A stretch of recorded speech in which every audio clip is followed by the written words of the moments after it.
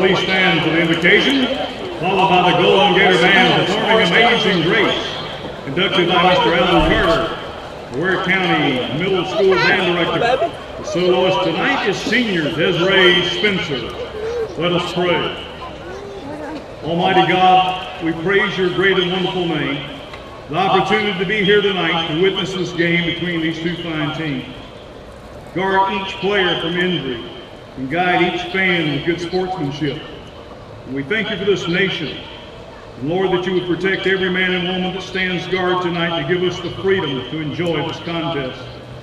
And tonight we ask a special blessing of mercy upon the James Foley family and a special healing upon our former Gator head coach, John Stevens, who's facing pancreatic surgery.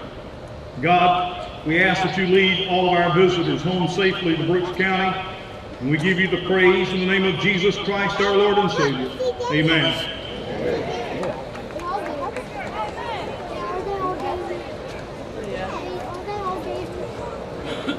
Yeah, man. Okay.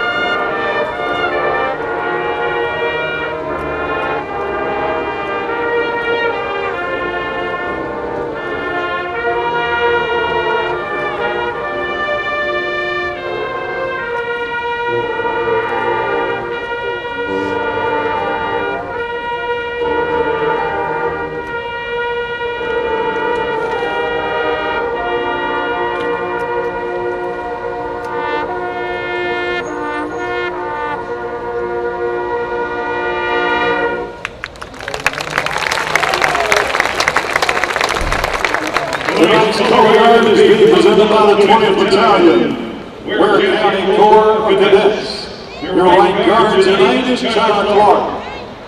National colors, Asia Porter. State flag, Henry Benner. POW, Brandon Lewis. Left guard, Caleb Renthal.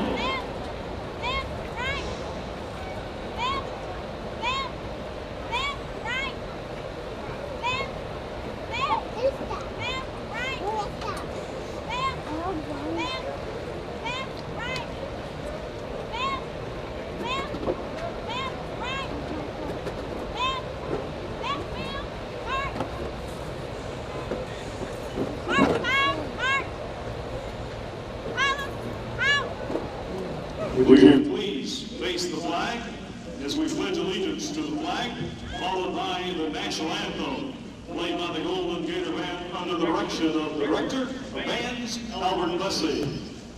I pledge allegiance to the flag of the United States of America and to the republic for which it stands, one nation, under God, indivisible, with liberty and justice for all.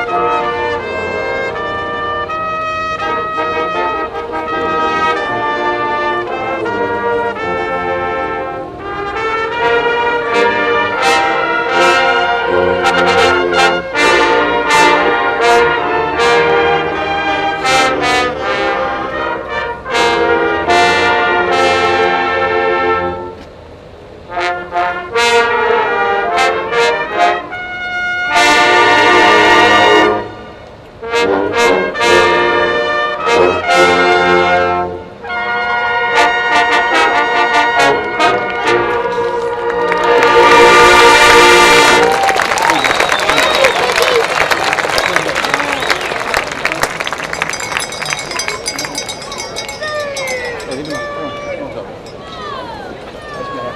you please remain standing as the Golden Gator Band performs the Ware County High School alma mater. Tonight being conducted by Brooke Richardson and director at Waycross Middle School.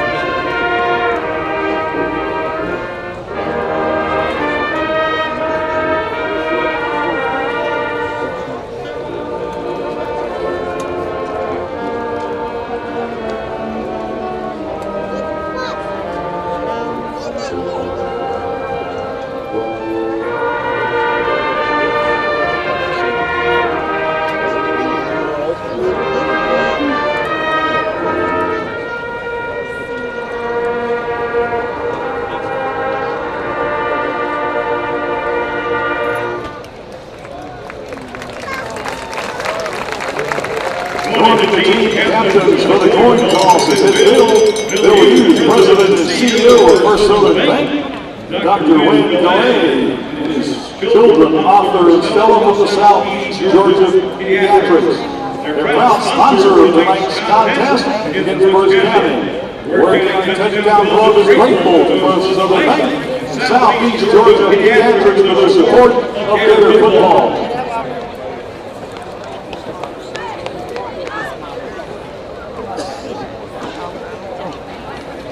Just tonight for your Ware County Gators. Number 20, Raquan Chapman. Number 12, Bill Johnson. Number 2, Justin Yeoman. And number 9,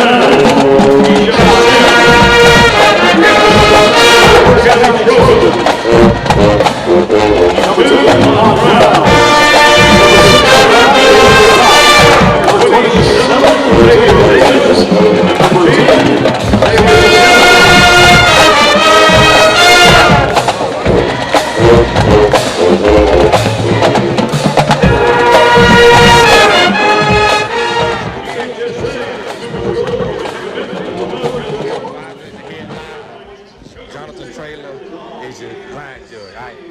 sportsmanship guy, y'all out here captain for one reason.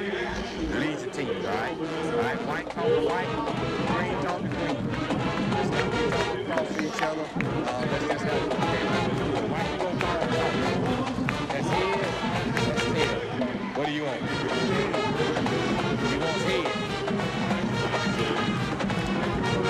It is team.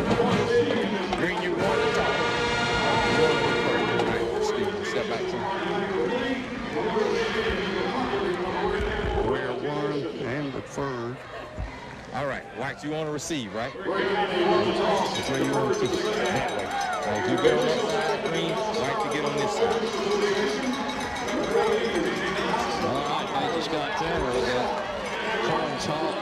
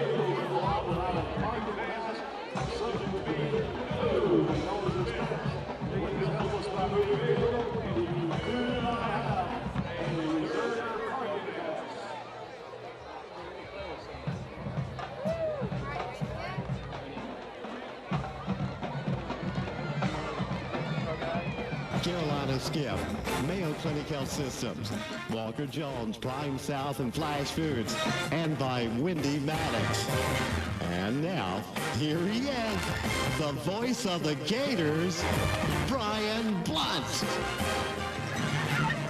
And again, live where the Gators have won the toss at Memorial Stadium tonight. We are keeping the tradition. We're keeping a lot of traditions alive, carrying over from coaching regime to coaching regime, and that is we're deferring to the second half.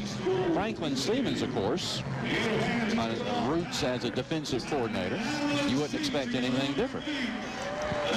Yeah, and I think you always can get your coming out of halftime, able to get the ball in your hands. Right. A coach can do something with halftime. He can, do some strategy at halftime to work on even setting the pace of the game if you're ahead and things like that. So I like that call always, and good call there by Coach Stevens. We haven't talked about the new helmets. We need to do that. We have a new design. We have the Gators written in cursive on the helmets, no longer the Georgia G, but more of the Florida Gators style written out on the helmets. And so I like most everything about Coach Stevens' decisions.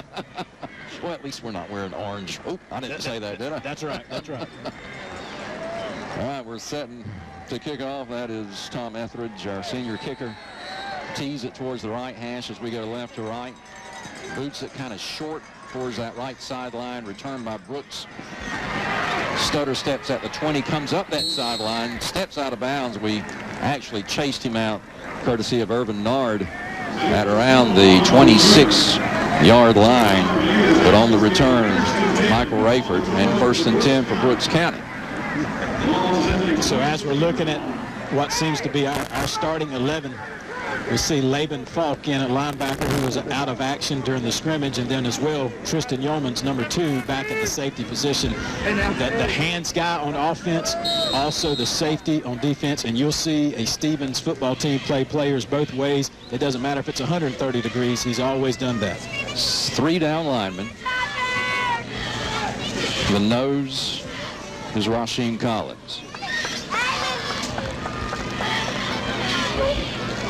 1st and 10. From the gun, they go immediately. The Trojans do.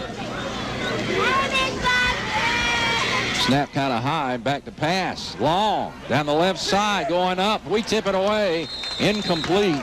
Intended around midfield for one of those captains, Medlock. We were back there defending with Quay Taylor. And the quarterback for Brooks County has just explained to his team that it's very difficult to throw from your back. I mean, he was leveled. Incomplete pass. DeMonte Jones is the quarterback. He is a junior. 2nd and 10, Brooks. They split a guy wide right, way up top. I don't have a 17 on my roster. Actually, from the pistol is what he's operating from.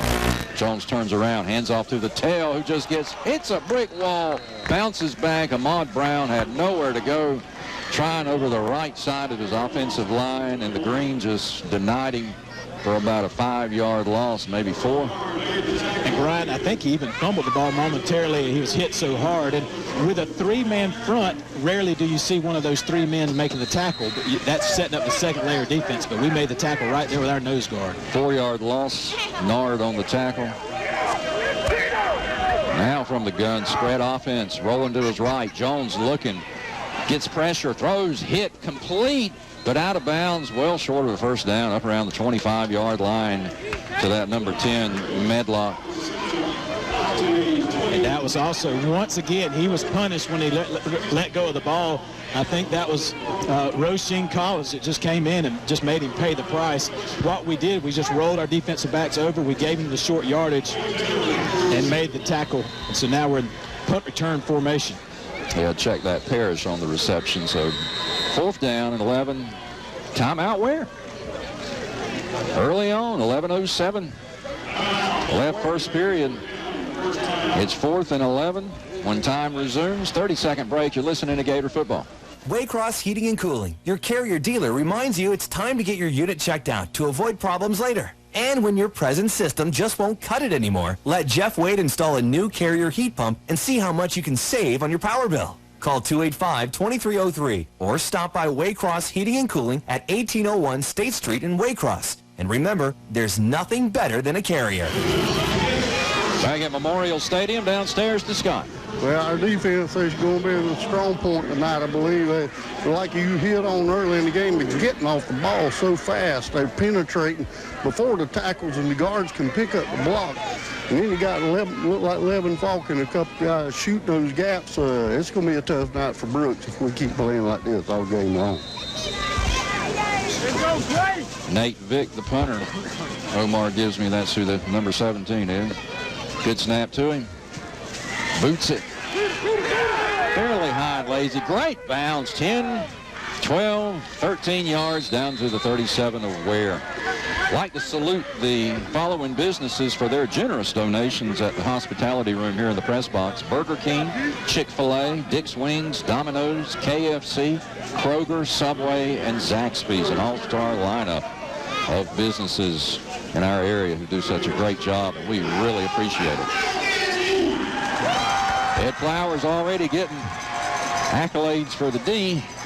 Now the O taking over at our own 37. Scoreless game. We're going left to right from the right hash. Holman, our quarterback, out of the modified wing T. Holman, handoff coming around. That's Mills, breaks through, jumps, hurdles, drives, midfield, down to their 49, giving 14 and a first down. So with us going to a wing T now, what people might need to recognize is that Diedrich is being played, at least he was in the scrimmage, in what's kind of more of an up-back, fullback. In other words, he's going to be working more between the tackles this year, more of the hard yardage to get after, and that's what he's built for. And pretty much consider the key position in that formation. In motion, we draw him off, and it's going to draw a flag. We tried that last week, worked just like it did this week. And the wing T is all about timing, and you can really fake a lot of timing as well to draw people off. And we tried that against Valdosta. We did that last week too, by the way. I was a little. He called the procedure on us, so maybe one of our guys flinched a little. Yeah. Now Coach Stevens talked with the ref at length after that happened last week, but this week he is relenting.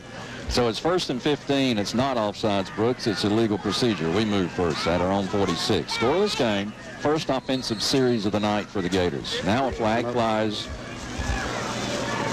before the snap. And it's another penalty.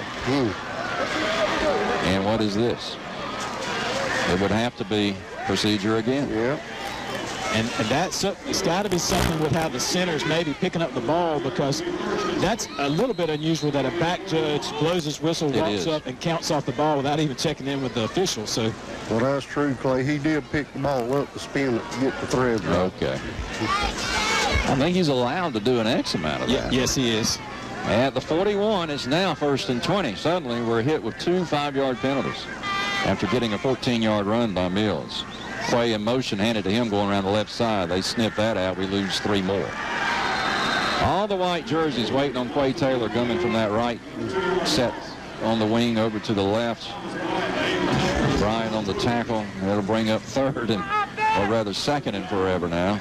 It feels like 3rd down by now. At the 39-yard line, 38 and a half. And we talk about the wing T being based around timing. I would definitely say that the timing there was just that play didn't develop. It's the best way to say. We're having a little trouble figuring out our personnel as well.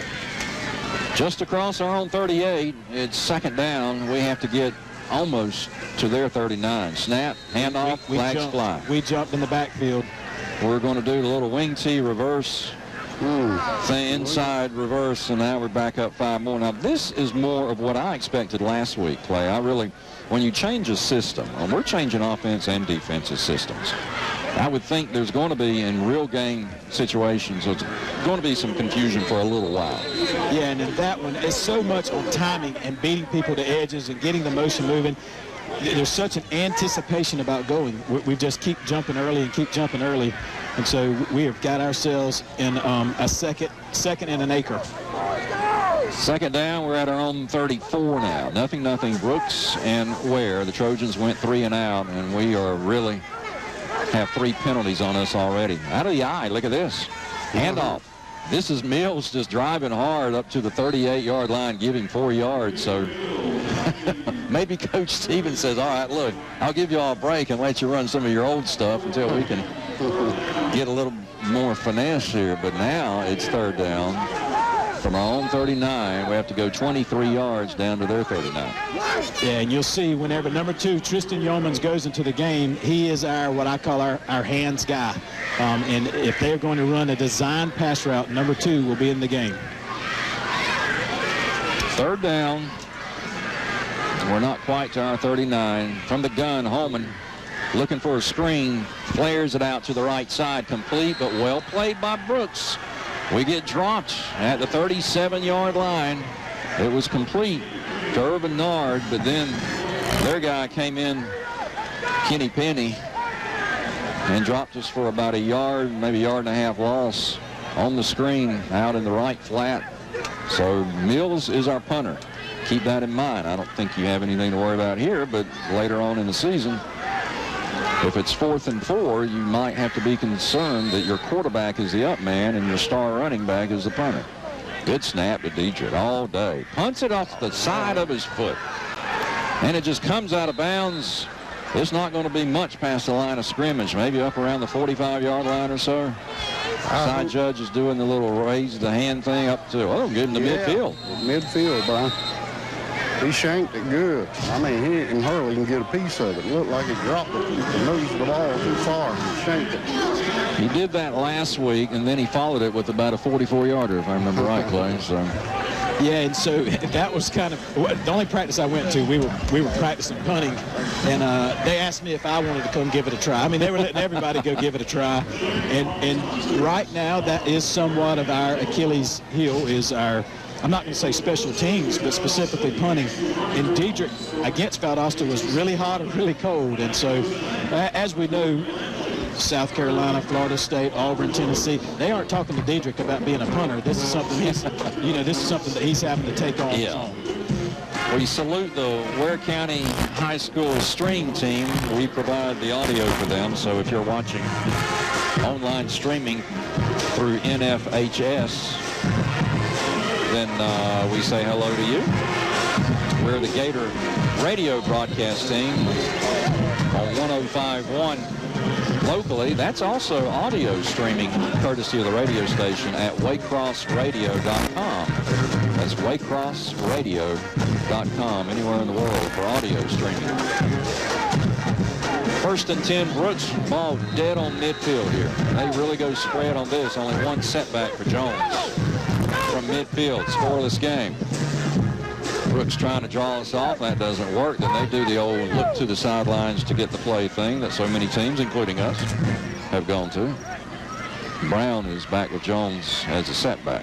From midfield, snap to him. Jones flares it out quickly, and it's incomplete. One hops it to Medlock, incomplete.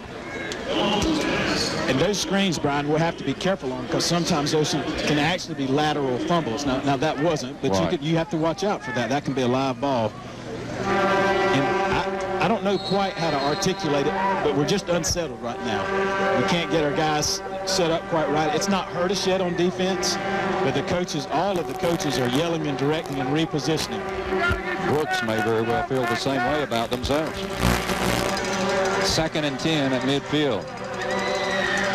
Again from the gun, Jones just keeps it. Quarterback keeper. We corral him and really eat him up after 3. Let's see where the yard loss, maybe 3.5. And I think you're right, Brian. Our defensive line right now, although we only use a 3-man front, is having their way with the Brooks County offensive line and really allowing our linebackers to pursue at will. Quarterback keeper all the way on that. And our guys in green, man, they really fire off the ball on that front line.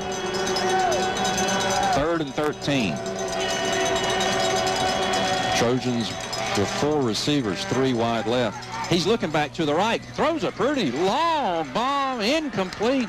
Their receiver ran over our defender, no flags. Chapman back there defending. That was Medlock on a little fly down the right side. Pretty pass.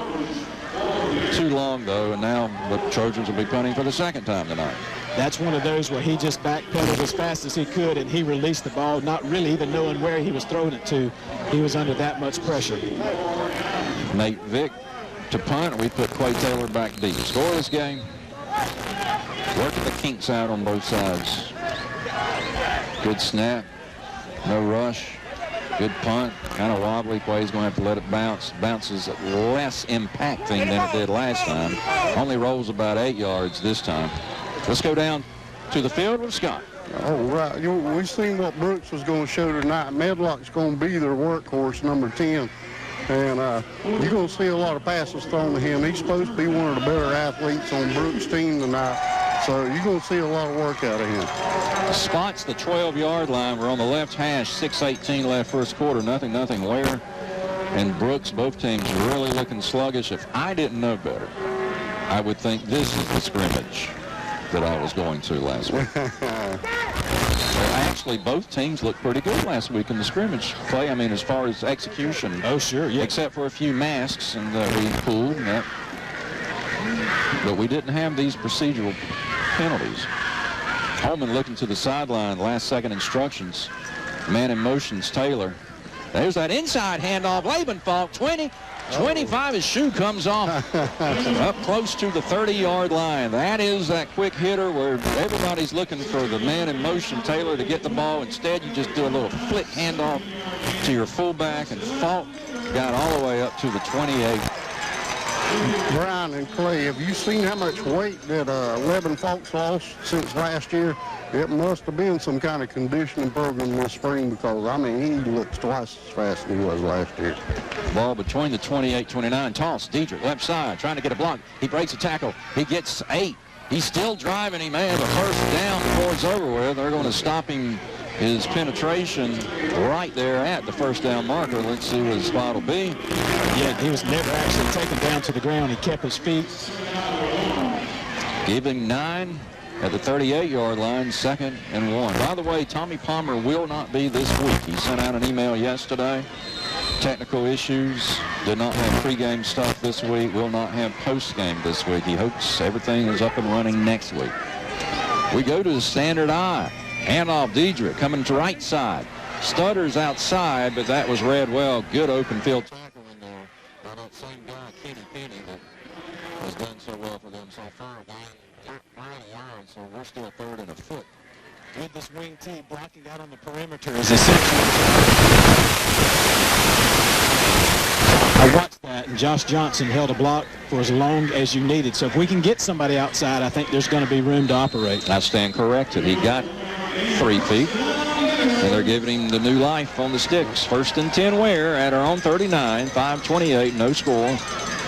Wing formation, snap, handoff. Falk driving hard of a left tackle. Really gets hit a couple of times before he's brought down just shy of our 46-yard line.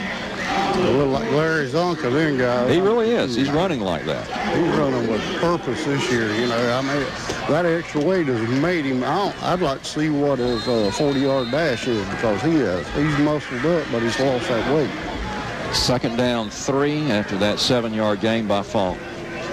We continue left to right from the gun this time.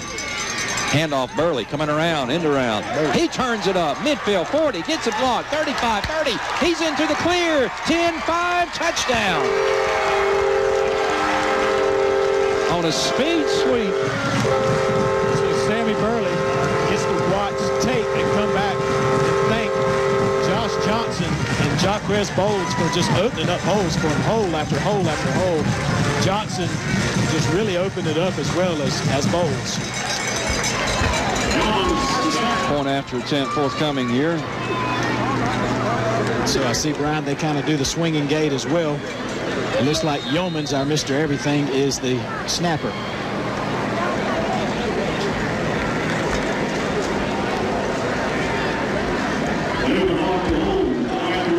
Falk to hold, Etheridge to try.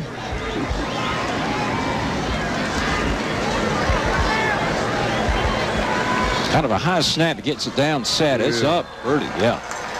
Kick is good. 7-0. Ware leading Brooks. 60-second timeout. You're listening to Gator Football. Thinking about redecorating? Lee Hardware says maybe changing up your wall color, even on the outside. Create ambiance you can't wait to come home to with rich, beautiful colors from Valspar Medallion Premium Interior and Exterior Paints. They're available at Lee Hardware and Building Supply in Waycross. Lee Hardware is a family-owned business.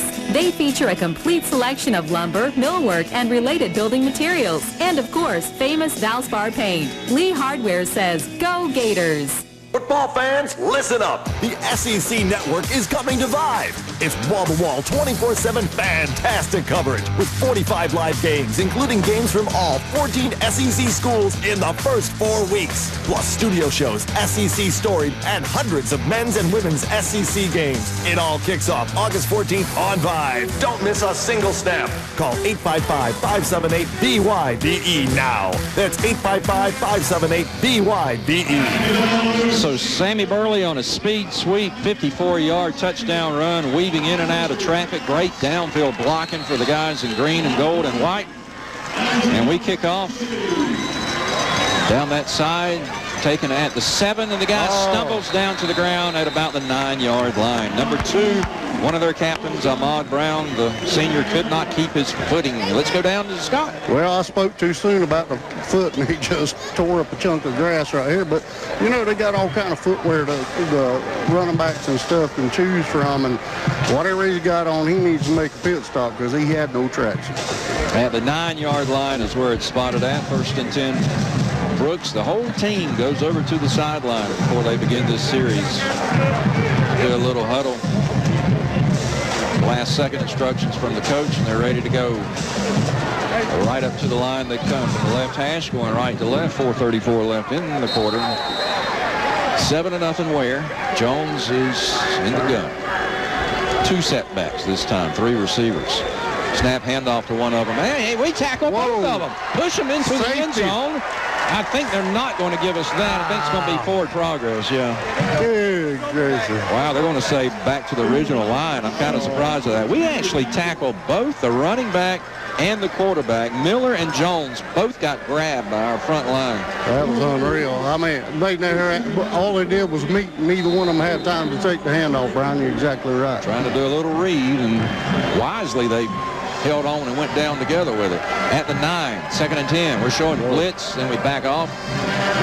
We're bringing Falk over here on the corner from his linebacker. 2nd and 10 from the 9, 7-0 Ware. Taking their time on this snap. Again, 2 setbacks. We're showing blitz. Here we come with him. And he flares it out. Complete. Great open field tackle up around the 12-yard line by Burley.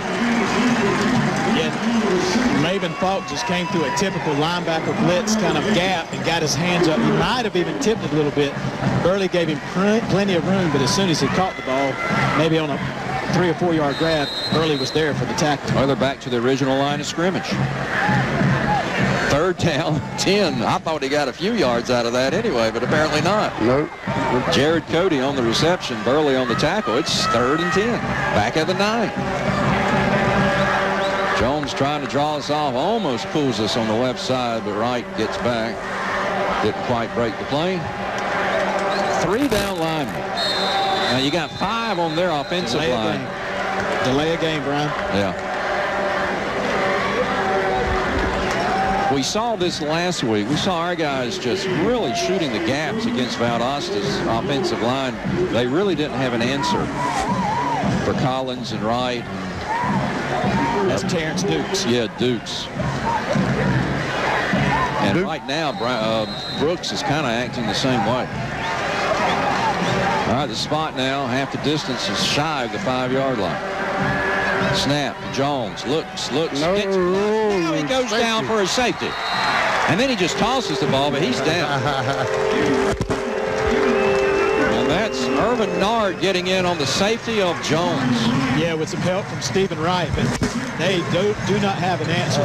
Those 3 defensive linemen are just having their way. Now, you might say, well, this is Brooks County, a little smaller classification, but they had their way with Valdosta, too. Safety makes it 9-0. 9-0. And a free kick, I would imagine, forthcoming.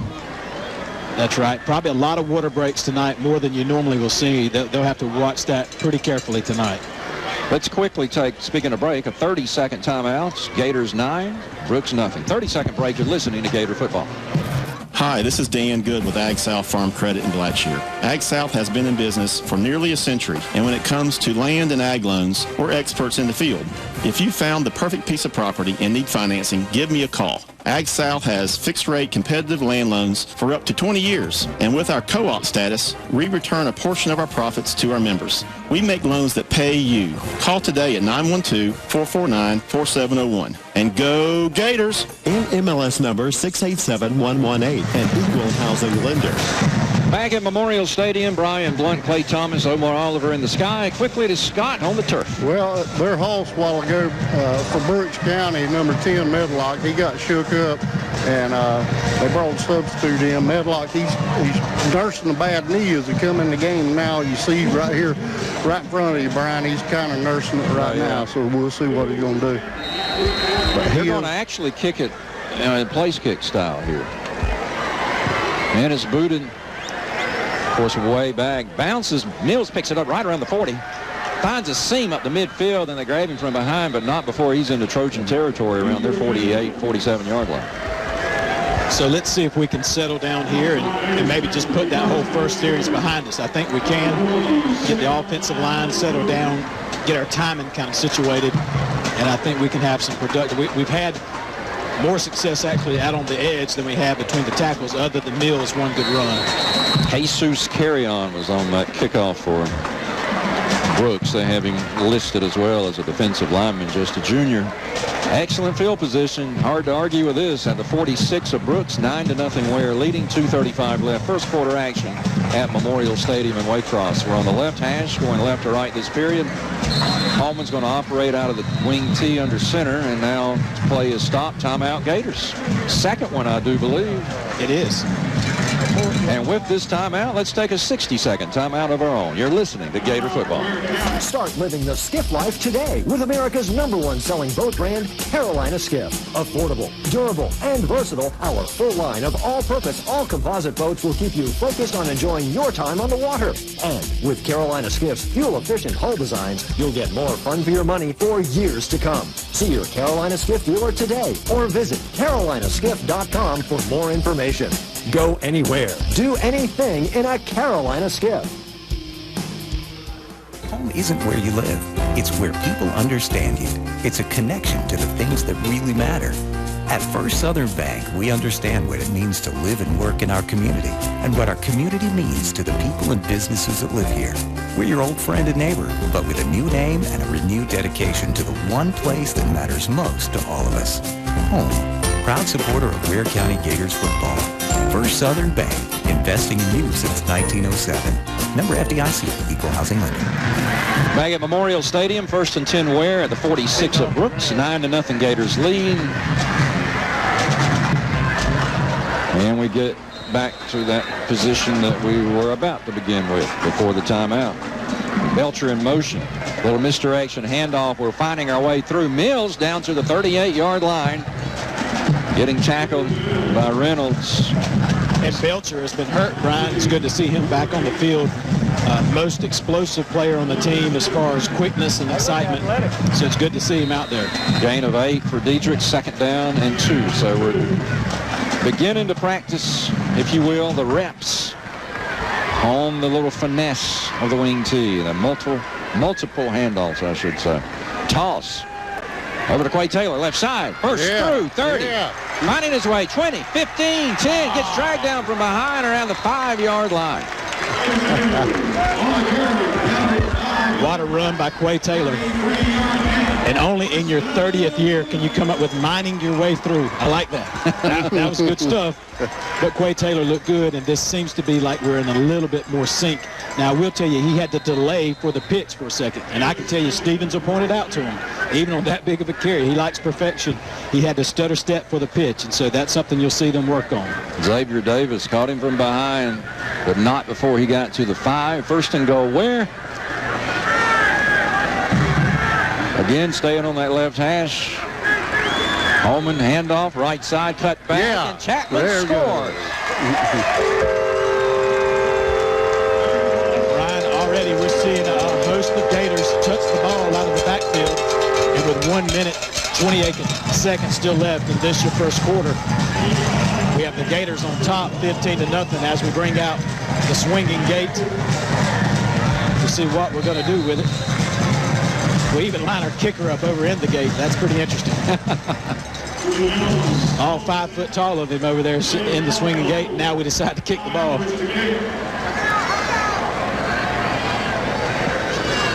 So far, Etheridge is true. He was good 3 times last week. This will be his second attempt tonight. High snap, flat got a whistle. Yeah, he had it through. We had somebody jumping there. We got to do this one again. Oh, they caught it on Brooke. They're going to go for 2. Watch him. Yeah, we could. Yeah, I tell you he is. You're right. Holman's coming out. He's going for 2. He's calling the special teams off. Putting his quarterback in.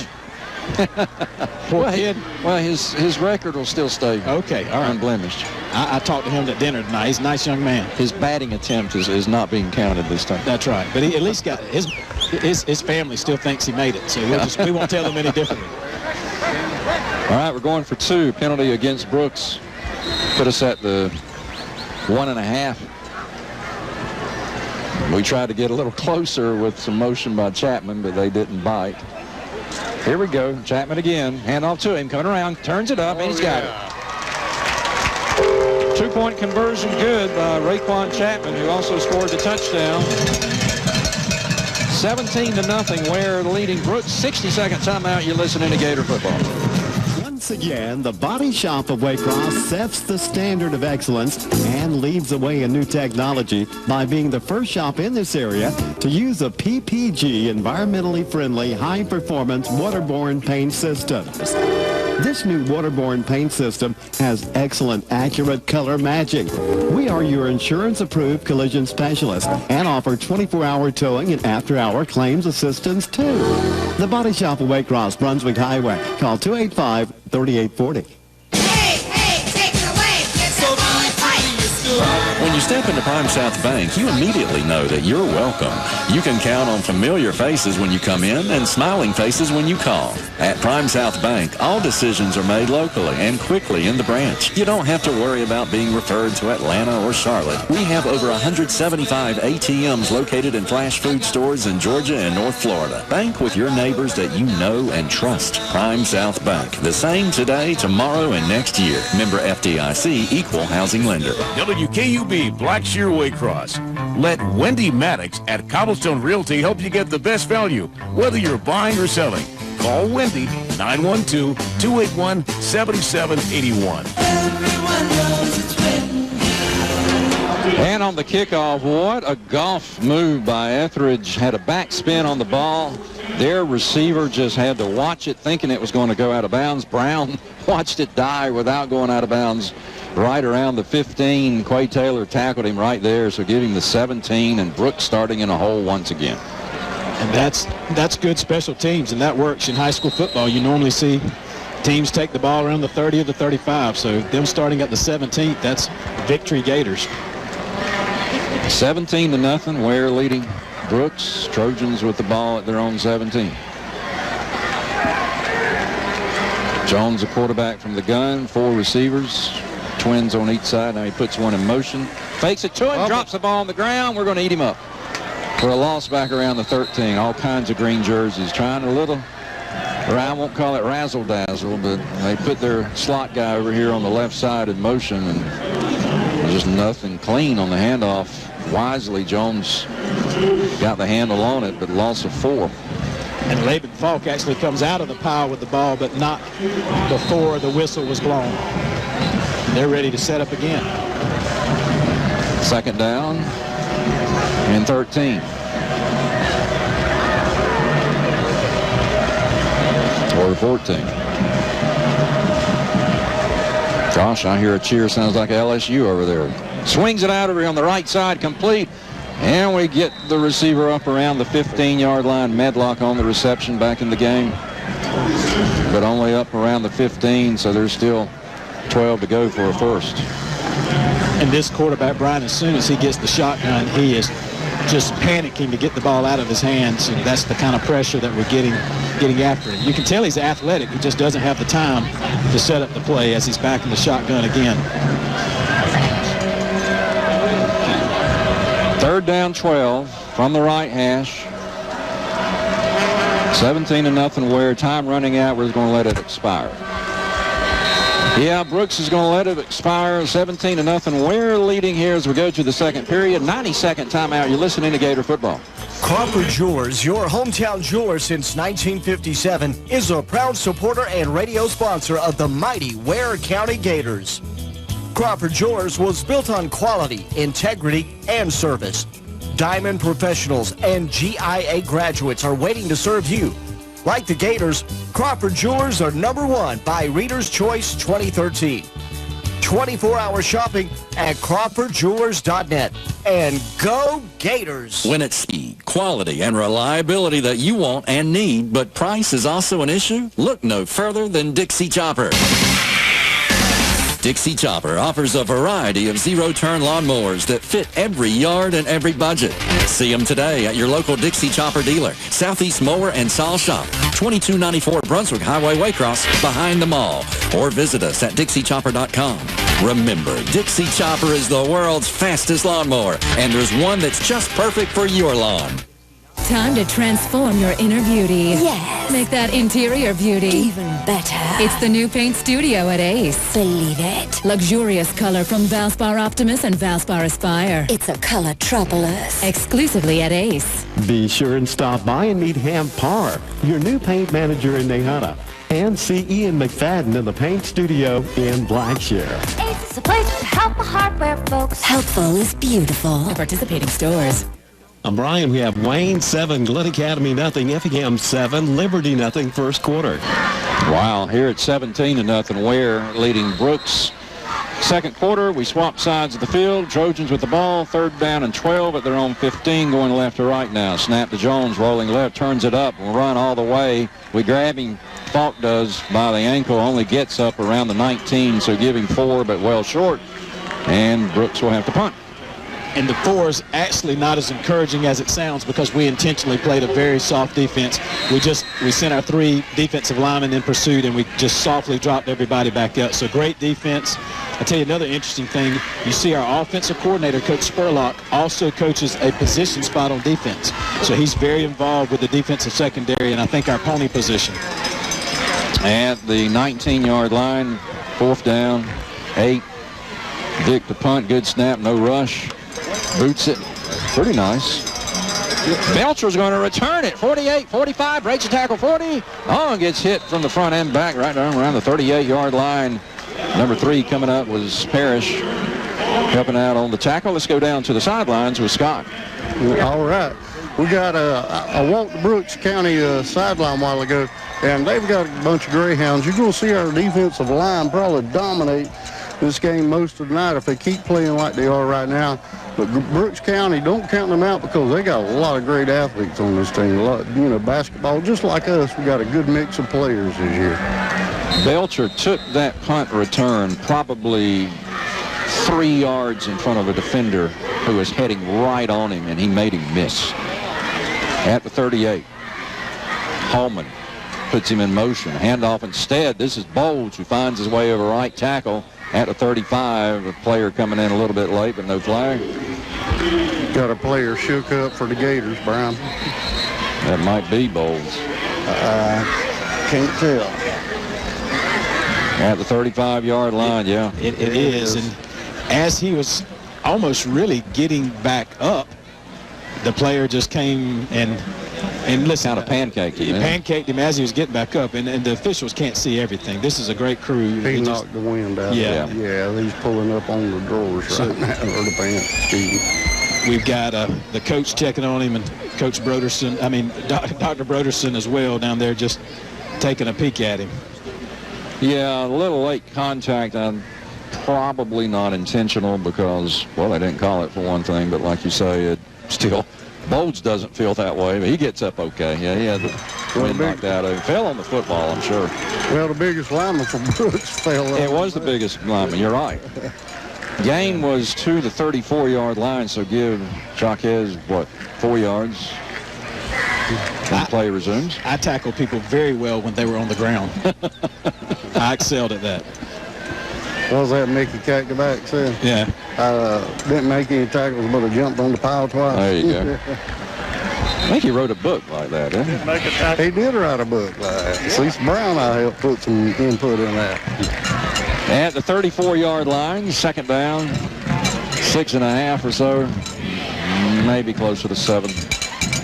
Officials are just now letting the green guys go. Up to the line, Holman comes. Man in motion's Belcher. Swings it out instead. Complete. The Yeoman's at around the 30 down, slung around the 25. So Yeoman's is interesting to me, and to me, he is the overall best conditioned, best athlete on the football team. Long snapper, great hands, plays defense, plays receiver. A little bit, a smaller version, a little quicker version of a Chase Morris that was able to play many different positions. Great athlete. Had 30 receiving yards against Valdosta in the scrimmage. And he's got the hands. They threw a pass even behind him that he was able to catch, and so he'll be important this year. And that gain of 8, enough to move the chains to the 25-yard line. Snap. Holman's looking. Fade. Left side. Burley just off his fingertips, not out of his reach, just by maybe a foot. Just a deep fade in the left corner. And that is what you want to see in a receiver. Those of you that are watching at home, he was even with the defender, and then he was able to accelerate past the defender, and that's the type of kind of big game speed that Sammy Burley has.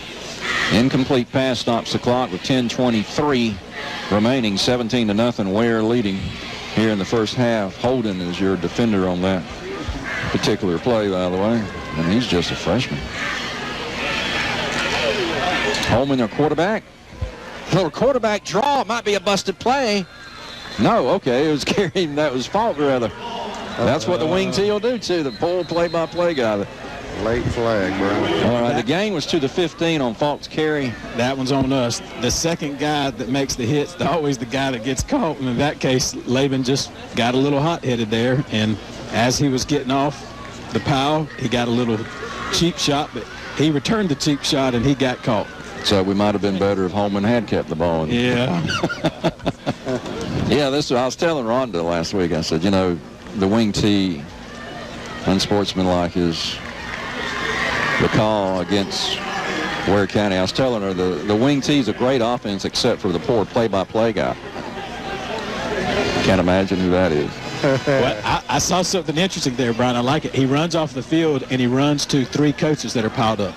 All 3 of them point down the field, and they point to the head coach who's standing at the end of the field. And poor Laban has to take the jog of shame down to the head coach. Well, now Coach Stevens is in conversation. He's not ejected, is he? No, but he's not far from it. Okay.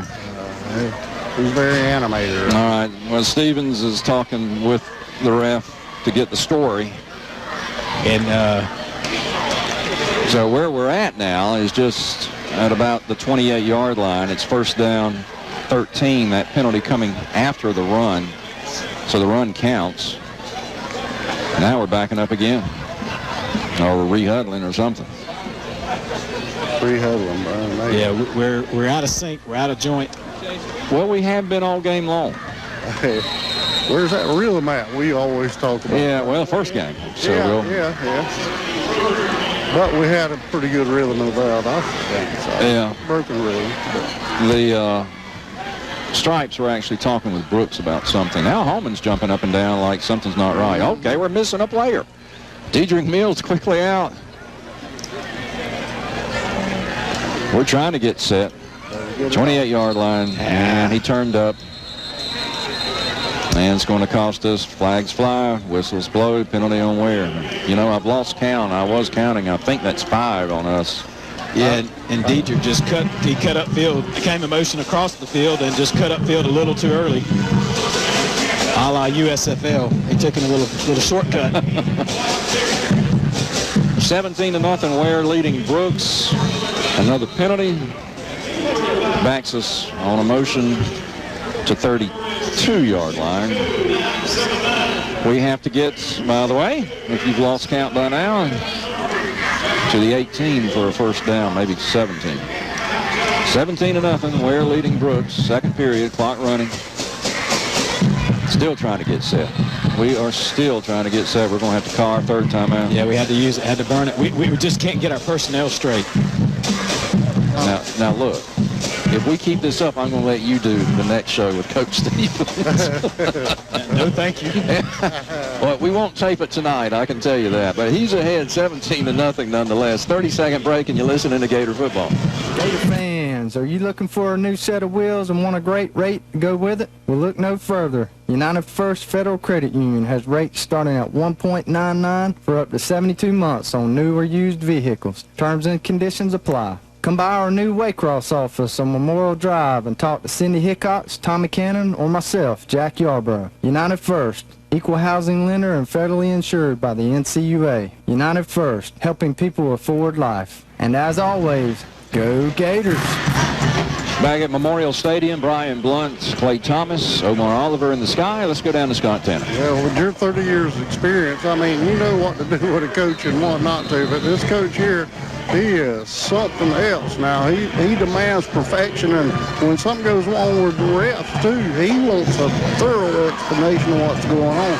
He's constantly knows 100% about everything that's going around him. Yeah, and he'll be the first one to tell you, though, Brian, when you've got that many substitution and personnel problems. It's got to be rough. And he'll look at his own coaching staff. Yeah. First down, 14. High snap to Holman, but he does tuck to Quay, who stutters to the right, breaks tackles, gets to the 20. They finally gained there, maybe around the 19 or so out of bounds, but Quay doing that quick moving on his feet. So, Brian, if you were watching that at home, let me try to describe it. On 4 different occasions, I thought he was surrounded and had nowhere to go, and he just zips and slips and gets out and cuts it up the field, and he's got really, really quick slashing feet. Give him to the 20, so it's second and manageable now. Second down, 2.5. 17-0 Ware. Right near the red zone of the Trojans. Man in motion on that wing T. Flags fly. And let's see what this is going to be. It's on us. We're moving again. We've got delay of game, and we also jumped. We might have jumped when he blew his whistle, though, but it's a delay of game. Okay. I don't know how to say again or say it in a different way. I know it's repetitive. I was thinking that was more of an illegal substitution. Yeah, you're correct. That is illegal substitution. But we got some organizational issues. Right now. 25-yard lines now, the spot. Second down and 7. Belcher again doing that off that right wing position. Little start-stop thing. Look to the sidelines. Holman under center. And this time to the dive back. Breaking through. Bowles twisting his way down around the 12. That should be a first down. And that, Brian, once we get set up and we get a play, I mean, we run it effectively. It's just ever getting to the point where we run the play, and plenty of room right there for Mr. Bowles to move through their defensive line. You'll notice Bowles will start on the right side of the field running the ball, end up way on the left side. Great blocking from Johnson there. First and 10, Ware. Right there at the 12. Handoff coming from right to left is Belcher trying to break a tackle. Oh, and he gets hit hard right at the 10, but he made something out of nothing. He sure did. That's the old expression that you can't tackle him in a phone booth. That's Mr. Belcher. Thomas Bryant, the junior linebacker, getting off the bottom, so give him about 3, 2.5 maybe. Give him 2. Second down and 8 at the 10. 17-0 Ware. We're knocking on the door. This time we pick on Chapman from that left side to do the motion fake, if you will. I got to come up with some kind of term for that. Holman under center, handoff just to Bowles, finds his way and scores. So they run the most basic play in football. They just come right off of the gap between center and guard, put 6 more points on the board. The most dysfunctional 6 points we might have in this in this season, but nevertheless, it's 6 points, and we will take it. a lot of substitution problems, personnel problems, but we persevered. So we're swinging the gate open here at 23-0 with 7:24 left in this your second quarter. I think they're going to run something here for 2. Yeah, here they go. Holman, option pitch. Chapman, left side. He's got it, yeah. The second two-point conversion is good tonight, so make it 25-0. Ware leading Brooks, 7:24 left in the half. 60-second timeout. You're listening to Gator Football. Stop by and play ball with Eagle Pond Outfitters and always score a touchdown. We love to make people happy, and money seems to do just that. We loan money on anything of value: tools, jewelry, TVs, guns, cars, boats, motorcycles, campers, anything of value. If you have anything to trade or sell, see us first. We'll guarantee the highest prices on gold and silver. We do title pawn, and we have hunting items too. Need a dollar? Give us a holler. Eagle Pawn Outfitters, Waycross, where the eagle flies every day. Everybody knows Fords are cheaper in the swamp at Robbie Robertson Ford in Waycross. The #1 selling truck on the planet for over 36 years is available at Robbie Robertson Ford in Waycross. Brian says he'll beat any price on any new Ford. Come on, make him prove it. Go ahead and make him. Home of Ford certified pre-owned vehicles. Because everybody knows Fords are cheaper in the swamp. Ask anybody. Heck, ask John Boy and Billy. They'll tell you. Robbie Robertson Ford in Waycross. Take it from John Boy and Billy. Everybody knows Fords are cheaper in the swamp.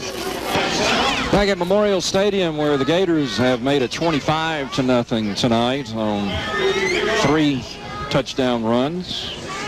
Burley, Chapman, and Bolds. Chapman has made both two-point conversions. And, of course, you throw in a safety. The kick by Etheridge towards that right side again, so coming up the left side. The offense drops the ball and drops the man anyway down around the 28-yard line, coming up that left sideline. Plenty of... We got the ball. Okay, I thought I saw the ball come out. Look who comes up with it, none other than Nard. So just on the return, Brown coughs it up at the 29-yard line, and Nard jumped on it, so the Gators back in business. Of course, we saw what happened when Valdosta started making mistakes last week. Man, we got on a roll. Yeah, we've had some bumps tonight, but the physical nature of our football team can definitely be seen this evening. It's very, very apparent, and I don't know if Coach Spurlock really wants his offense back on the field right now. I think he was still trying to work out the bumps in the system, but let's see if we can right the ship. We're just inside their 30-yard line. 25-0, 7:18 left in the half. We go to the line immediately. Holman, handoff Quay Taylor. Runs it to his own man, then he gets back to the line, maybe, and a flag goes down late. I don't know. We might have a hold. He ran into Maxwell, who was being pushed backwards off that line. You know, Brian, I think the score on the board right now for the halftime talk ain't going to offset the mistakes the way y'all talk about our new coach, Stephen. Yeah, and the average fan probably just looks at the scoreboard and says 25-0. Yeah. We're doing fine.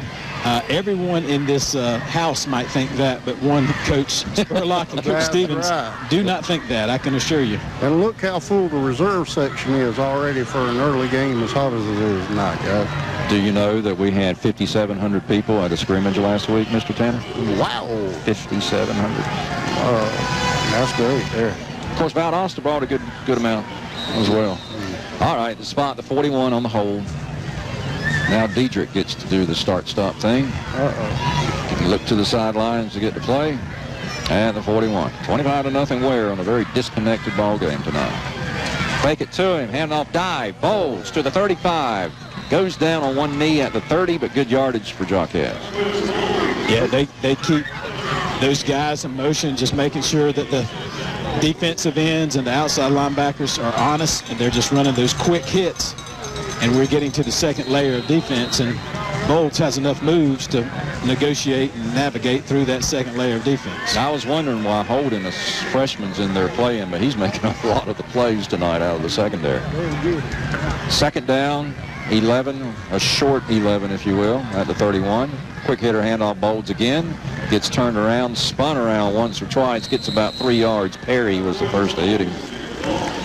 My recollection, Brian, Quitman, isn't that the home of Marcus Stroud? Yes. the famous Sports Illustrated cover where he's ripping off the Florida sweatshirt and the Georgia's under it. Yeah. That seems to sit well with me. Yeah, that's Quitman's claim to fame. That's right.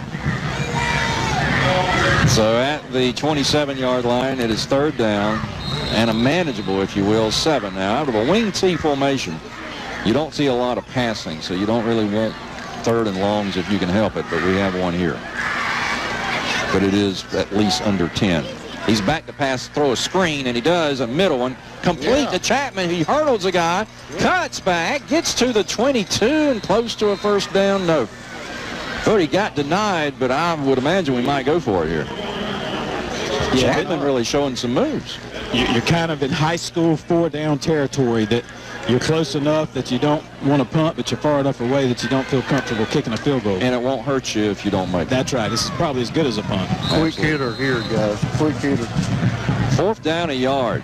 Holman may just do a naked boot. He did one really last week. That throws me off, Brian. That's good. At the 20, handoff to Diedrich. He is going to look over the right side and not get it. No, he's denied. Wow. So that left side of that line holds.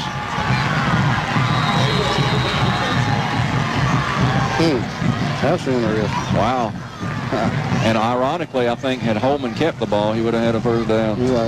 He had a big hole and nobody was covering the center. I mean, never mind. So we fall a yard shy, and ball goes over on downs to Brooks with 5:03 left in the half. Of course, the Gators with a 25-0 lead at this point. We've got an official's timeout going. I'll remind you that Tommy Palmer will not be this week because of technical issues. He plans on starting next week. And, of course, we enjoy the Tommy Palmer Scoreboard Show. I think it was just too hot for him. I didn't think about that. Yeah, he's just too hot. He says, I'm not doing this. It's too hot. It doesn't feel like football at all. We appreciate all our sponsors, including Bone and Joint Institute, Crawford Jewelers, Southeast Mower and Saw Shop, Farmers and Builders Ace Hardware, United First Federal Credit Union, Eagle Pawn, Robbie Robertson Ford, Browning's Medical Arts Pharmacy, Waycross Heating and Air, Wilbur James Tire Pro, Community United Federal Credit Union, Lee Hardware, Vive, Broadband, Ag South, First Southern Bank, Mayo Clinic, The Body Shop, Carolina's Skiff, Walker Jones, Flash Foods, Prime South Bank, and Wendy Maddox. Appreciate all the sponsorship. From the 20, handoff to a back who drives hard. We're having a hard time bringing him down. He breaks tackle around the 23. Then we back him up. The ball goes on the ground, but it's ruled dead. A lot of, what can you say, pinball effect by Ahmad Brown. He actually got about 5 yards, but they're going to back him up for only 3. Yeah, his second effort actually ended up costing him just a little bit, but it was nice to see his hustle. So a lot of running, but 3 yards. 2nd down and 7. Jones splits a guy wide right. Is Parrish. And he's got 2 setbacks in his gun this time from the 23. 3 down linemen for the Gators. A little tuck handoff. Breaking a tackle and getting up to the 32 and a 1st down. And that's Brown again. And their offensive line's kind of stepped up here. They actually answered the call there and did a little trickeration on the offensive line in order to get some better angles, and that was a good pickup for Brooks County. Nard on the tackle. We're beginning to look kind of like last week. This was the point last week when we started showing some sluggishness. It was right before the half. At the 32. 1st and 10, but the Gators up 25-0. We're showing corner blitz. Now we back off of that. That's Adam, or Sims rather, showing that. Delay a game, Brian. Wow. So a 5-yard penalty. Backs Brooks up to the 28 or 27. 27. I think you're right, bro. And it'll be 1st and 15. 25-0. Ware leading. 3:37 clock running, 2nd period in Waycross. Again, we're showing like we're coming after him. We are. Handoff. He slips through. That back gets back to the original line before we drag Wims down. Proud to say that Wendell Smith, all the way out of Florida, is listening to us tonight. He just messaged me to let me know Wendell was All-State cornerback out of Claxton, Georgia. Yep, Timmy McCray down there, famous Gator we had. He's listening to us, and PRC and Cody Hayes and his guys are listening to us tonight. From the gun, 2nd down 10 at the 32. Handoff Wims. Oh, man, he gets eaten up. All these green jerseys. Let him go, guys. Wow, the front three are the deepest penetrating. That's all three of them still had him back around the 15-yard line. They had to finally let him go. And it was really at the time of delivering the ball. I mean, they were there. Didn't Loss give of him 3 or 2 anyway at the 30. Brings up 3rd and 12. 25-0 Ware. The defense trying to make a statement. You'll see that all year long. The defense is to make the statement. The offense is to score a few points. Snap to the quarterback and a little tuck handoff around. Oh, wow. Loss back to the 30. We got the ball. And a fumble. We're saying it anyway. Brown coughed it up. Are they going to give it to us? No, okay, he's down. And they're going to give him back to the 32. So our coaches are asking. I am too. So Brown on that last carry gets back maybe 1 3/4. 4th down, a long 10. But they don't have out there. They're trying to run off some clock. I believe Brian called the timeout and bring out their kicking unit. Under 2 minutes. Well, if y'all sending out shout-outs, I want to send one out to Dennis Fulford Sr. Hopefully he's listening tonight. He had a birthday last week. Big Gator fan. You remember Jack's grandpa? Mm-hmm. Timeout Brooks. 25-0. Ware is leading Brooks. 60-second break, and you're listening to Gator Football. Browning's Medical Arts Pharmacy has a long tradition of excellence in community care. Let registered pharmacist Kenny McCarthy and his staff fill your prescription needs with competency and courtesy. Delivery is just part of our service, and we accept Medicare Part D, State of Georgia, and Medicaid prescription insurance plans. Browning's has a large selection of Watkins products, including a variety of flavorings, and they have Fashion ID jewelry. Browning says, go Gators. Hi, this is Neil Bennett from Wilbur James Tire Pros. It's that time of year again, football season. You know what that means: more tailgates, more carpooling to practices and away games. Basically, more use out of your car. It's the time when you need your vehicle and tires to be performing at their peak. Whether you need a new set of tires, an oil change, brake service, alignment, or scheduled maintenance, we'll get the job done right the first time. For a service you can trust, visit Wilbur James Tire Pros in Waycross today, or go online at wilburjamestylepros.com. Brian Atkinson 8, Brantley nothing, 2nd quarter. Here it's 25-0. Ware leading Brooks. Vick to punts. We put Belcher back at our 41-yard line. Good snap and really no rush. Knuckle ball is going to have to take a bounce. A wild bounce, a good one. 15, 20, 25 yards on the roll down to our 21-yard line. And again down to the field with Scott. Yeah, well, I don't think any of us right now got real good punts off tonight, but when you get a roll like that, that's pro league right there. But Brooks is putting in their defense. They're putting in a lot of speed. They're giving some breathers to the linemen in there. They're already starting to huff and puff. I'm down here near the huddle with our team. Got some sweat rolling, but I don't see nobody breathing out of the mouth yet. Still through the nose. So I think conditioning is good right now. Let's see if we can get some kind of rhythm going here. You know, a team needs rhythm. I'm going to tell you, that includes a broadcast team. It's hard to put a game together when you've had what we've done tonight on offense. A lot of stops and starts there, Brian. Yeah. From our own 21, from the gun, Holman, just quarterback keeper. Student body left, and he looks and breaks a tackle, gets up around the 26 or maybe 27 before he's pushed back. So a good gain for Xavier. Medlock's all over that field for Brooks County, and he's quit limping right now. So I'm interested in seeing what he's going to look like in the 3rd quarter, because he goes both ways too, Brian. We're in a hurry up. 27-yard line, 58, 57 clock running. Snap to Holman, looking right, fires on a little hook. Incomplete, I think, or they're going to give it to him. Yeah, they're going to give it to him. Complete up to Josh Johnson. Up around the 33. That'll move the chains, stop the clock long enough to do that. We're in a hurry up, guys. At our own 33 with 51 seconds left in the half, 25-0 Ware. We're trying to do a drill here. I'm telling y'all, this is the scrimmage right here. It was not last week. It is this week. We're in a drill. Snap to Xavier. Rolls left. Looks. Keeps it. Turns back. They're going to corral him back around the 32. I don't know. That might have killed it right there. Yeah, you'd love to see us even get down to the 17 to 25 just to even try a field goal. If you don't make it, no big deal. But I think we're going to live to see the next half, and just we can't get lined up is our problem. Yeah, you don't want to make a mistake. That's right. This deep. All right, our own 32, loss of a couple on that last play. We're just going to spike it. Holman does it out of frustration. He needs to watch that. He gave a full arm spike. Yeah.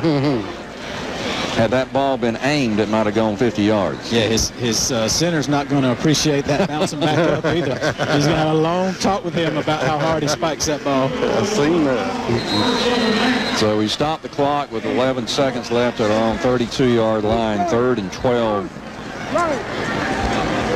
And what do you do here? I tell you what I do is I take a knee and go get Gatorade. I'm big on hydration. Gotcha. It looks like you're right. Well, I don't know. We'll run a play out of this. Bingo. Chapman in motion. We're going to swing it out. Wide receiver screen complete. Yeomans 35-40. Grabbed down from behind up around the 45-yard line. That should, 5 seconds left. I was about to say that should do it, but the chains will move. First down up around the 47. Yeah, they're telling him to spike it again, and this is a good drill. If nothing else, a good drill. They've run out of timeouts. They used those all in the first. There he goes. Spikes. And they had all the right personnel on the field. 2.5 seconds left. 25-0 Ware. We're just trying to hurry up offense here and to see what we can do. And so far, I must say it's a little bit more than what I expected about 3 plays ago. But the wide receiver screen worked very well on Yeomans, getting good blocking from Chapman, who was in motion on that particular play. Now we're going to go trips up tight on the right, the short side. And Holman's going to have Bowles as a setback from the 47. He's going to look long here, obviously. Go long, beautiful pass, overthrows in and out of the defender's hands, incomplete, probably on purpose by Medlock, just to end the half. And that's what has happened. 25-0 Ware leading Brooks. 2-minute timeout. Halftime. You're listening to Gator Football. Community United Federal Credit Union can save you money on a low-rate auto loan, mortgage loan, or personal loan. Whether you're looking for a trendy SUV, a larger home, or a new lawnmower, our low finance rates, low monthly payments, and generous loan amounts can help you with your dream. Plus, we offer a full range of high-yield savings accounts with all accounts insured up to $250,000 by the NCUA. Visit our office at 1504 Tebow Street or our website at communityunitedfcu.com, an equal opportunity lender. Thinking about redecorating? Lee Hardware says maybe changing up your wall color, even on the outside? Create ambiance you can't wait to come home to with rich, beautiful colors from Valspar Medallion Premium Interior and Exterior Paints. They're available at Lee Hardware and Building Supply in Waycross. Lee Hardware is a family-owned business. They feature a complete selection of lumber, millwork, and related building materials. And, of course, famous Valspar paint. Lee Hardware says, go Gators! Football fans, listen up. The SEC Network is now on Vive Broadband. It's wall-to-wall, 24/7 fantastic coverage with 45 live games, including games from all 14 SEC schools in the first 4 weeks. Plus studio shows, SEC storied, and hundreds of men's and women's SEC games. It's all available now on Vive Broadband. Don't miss a single snap. Call 855-578-BYBE now. That's 855-578-BYBE. Hi, this is Dan Good with Ag South Farm Credit in Blackshear. Ag South has been in business for nearly a century, and when it comes to land and ag loans, we're experts in the field. If you found the perfect piece of property and need financing, give me a call. AgSouth has fixed-rate competitive land loans for up to 20 years. And with our co-op status, we return a portion of our profits to our members. We make loans that pay you. Call today at 912-449-4701. And go Gators! And MLS number 687118, an equal housing lender. WKUB Blackshear Waycross. Wendy Maddox of Cobblestone Realty knows the local markets and will listen to your particular needs. Call Wendy at 912-281-7781. Brian, some second quarter scores. Atkinson 8, Brantley nothing. Brunswick 14, McIntosh Academy nothing. Wayne 7, Glen Academy 3. All right, thank you, Ray Williamson, back at the Studio Central. Here it's 25-0. Ware leading the Brooks County Trojans. Brian Blunt being joined now with Greg Sermons. And Greg, it's been kind of interesting, a little disconnected at times tonight for the Gator offense. And I don't know how many times I've said it. I certainly don't mean this to be insulting, but I feel like this week is more of the scrimmage than last week as far as trying to work kinks out. Yeah, Brian, it kind of looks like that. Timeouts after changes of possession, 3 illegal procedures in 1 series there, and they've given the coaches something to work on next week, that's for sure, and I don't know if that's a good thing. But the score is certainly in our favor, but you just see a little sluggishness as far as getting people in and out. We've had some confusion, but the good part is, we're ahead. Brooks County, it's really hard to tell, Brian. The best I could keep up with, I think their first down job is, there's just a lot of kinks to work out and different systems, and we were talking earlier about have been very, very good. Different, outwardly very different. And Coach Stevens is certainly different than Coach Dudley, who was certainly different than Coach Regal. But trying to get to the same thing, the same results, and just a different way of doing it. And I'm like everybody else. I came out tonight and wanted to see Franklin Stevens' era begin. And it's a little different as far as the sideline manners and all, but you can tell we've got some growing things. Well, and as you remember doing, how many years was it, 10 or 11? 10 years. 10, okay. First games are always almost, if you can, the coaches pretty much agree, if you can get it all out of your system in the first game, and let's get things ironed out and ready to go at least by game 2. And this year, definitely, because of Manatee coming up out of Florida for us to play over at Lowndes next week, they will be probably polished by then themselves. But I'm sure it's just odd. I was expecting this type play more last week than this week. I thought maybe we were ahead of the curve last week leading into this week, but I have to have my doubts now. Yeah, and I'm like you. I thought some of this we're seeing tonight would happen last week and give them things to work on, but maybe they're like us, Brian, creatures of habit. They still think, or their bodies is telling them it's still a week early to start playing football. And like I said, talked with you off air that you've done this for 25 plus years. I've worked in it for 10 plus and been coming to the games for another 10 plus, and this just seems a week early, and it literally is according to the calendar, but our bodies is telling us, hey, it's not quite time yet. Well, the weather's telling us that, that's for sure. Yeah, I was sitting up there just sitting still and really sweating, and I'm thinking, I don't normally sweat just sitting here, and then I'm glad I wasn't sitting by Omar. Well, Coach Stevens, defensive coordinator at Camden prior to head coaching anywhere, he is going to emphasize defense. I mean, the offense is here solely to get enough points for the defense to protect. Right. That is so. It's not surprising that our defense may be considered ahead of the offense in development. But then again, I think a finesse offense like the wing T, I keep saying it takes a little bit of time to learn that. I mean, the handling of the ball. Exactly. I'm just glad we hadn't put it on the ground. I really was expecting more of a fumbling attempt because of what the wing T requires as far as handling. I've seen some really nice, especially the dive back handoffs have been really good from Holman to Falk.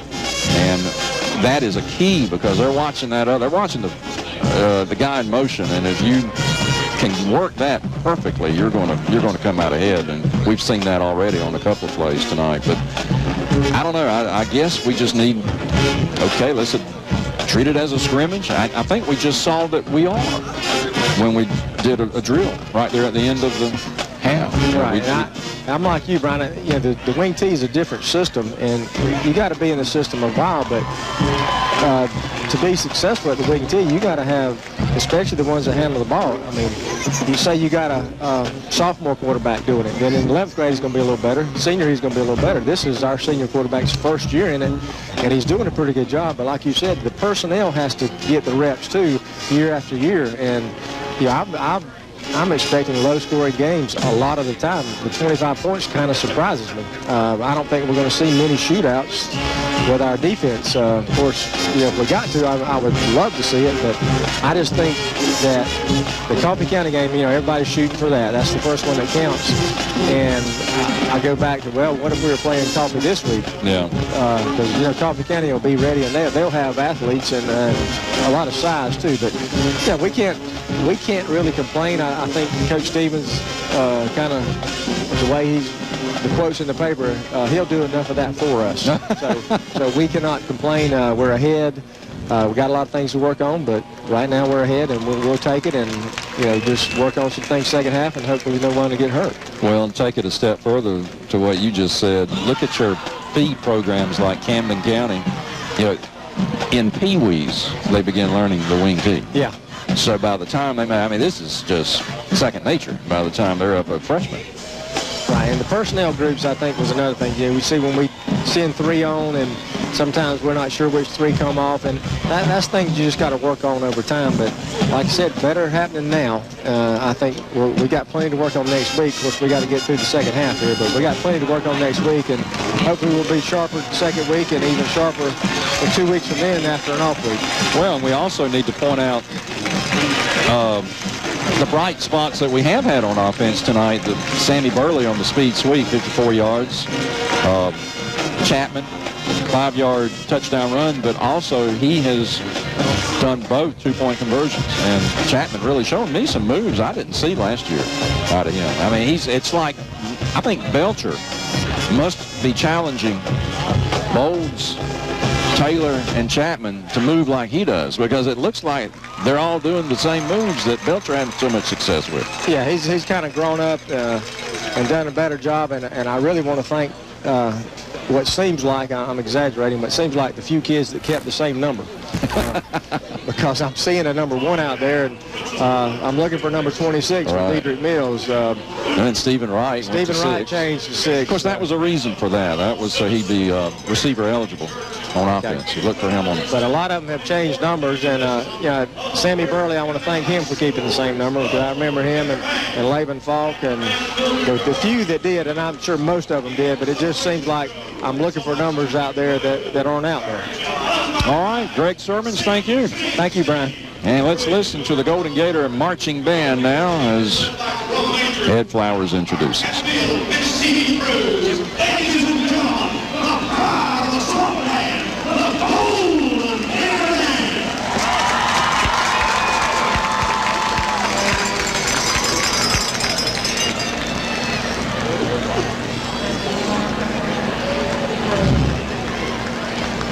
Ware County leading Brooks at the half here, 25-0. As we're going to give a listen now to the Golden Gator marching band.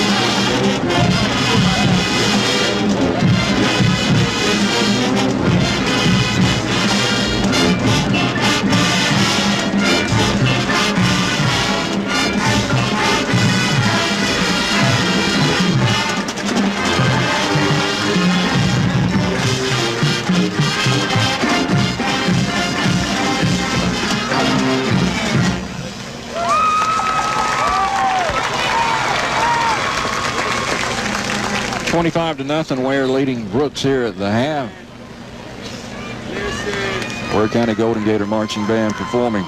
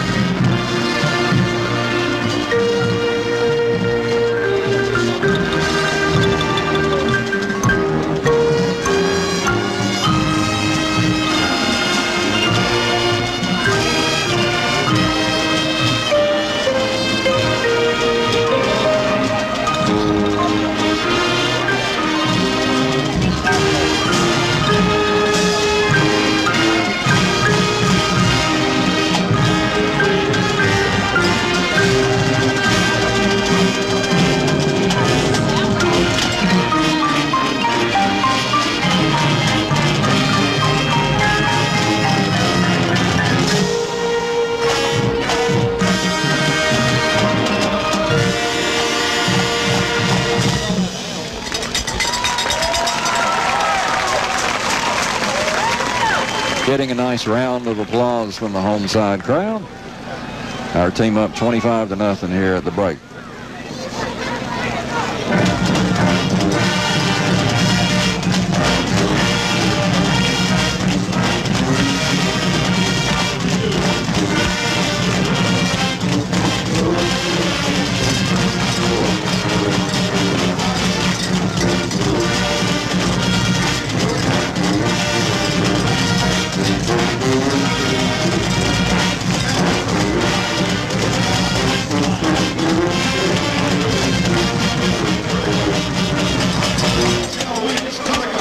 Omar Oliver joining me now here in the press box. Your assessment of the first half, sir?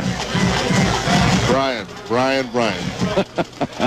Hey, no cussing. No cussing. Okay. Hey, Brian, it's the first game. And you can tell. Oh, yeah. Coach Stevens is quoted in the paper on a regular basis saying we have a long way to go. He is so right.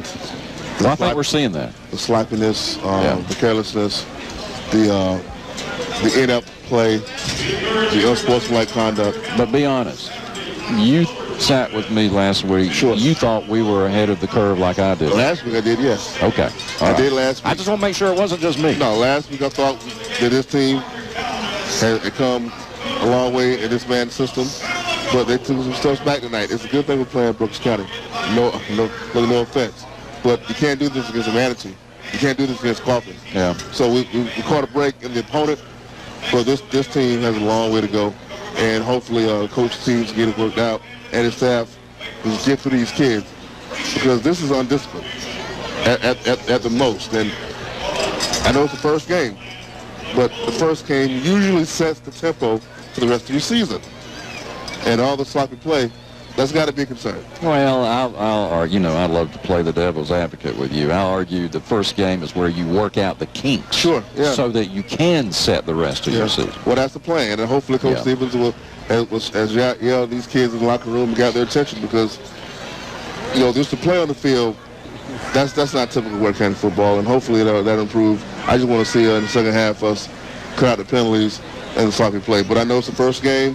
You got to get the kinks worked out. And that's why you have a preseason, really, to have that situation get worked out. And that's what I thought we had already done. Yeah. Now, I like Chapman's moves. I liked him last year. You know that. But this year he seems to have just a little bit of extra moves. Almost like there's a contest between Belcher, Taylor, Chapman, as far as putting the moves on folks. Because he's really making folks miss. I like that. I like the competition between those backs, because now that's how you get guys better, when you have an inner competition within teammates. And I think that's part of the coaching staff, too. They've identified all these kids who stuck it out. Right. and who committed to the program. And you're going to see more of that as the season comes on. But this second half, I just want to see less penalties. I know there's going to be some penalties, but less penalties and just less sloppy play. And Quay Taylor's been running hard tonight, too, as well. So, all right, thank you, Omar. Yes, sir. 25-0, Ware leading Brooks. 90-second timeout. You're listening to Gator Football. Home isn't where you live. It's where people understand you. It's a connection to the things that really matter. At First Southern Bank, we understand what it means to live and work in our community and what our community means to the people and businesses that live here. We're your old friend and neighbor, but with a new name and a renewed dedication to the one place that matters most to all of us, home. Proud supporter of Ware County Gators football. First Southern Bank, investing in you since 1907. Member FDIC, Equal Housing Lender.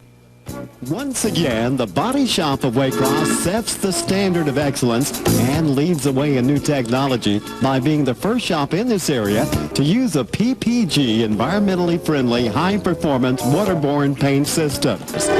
This new waterborne paint system has excellent, accurate color matching.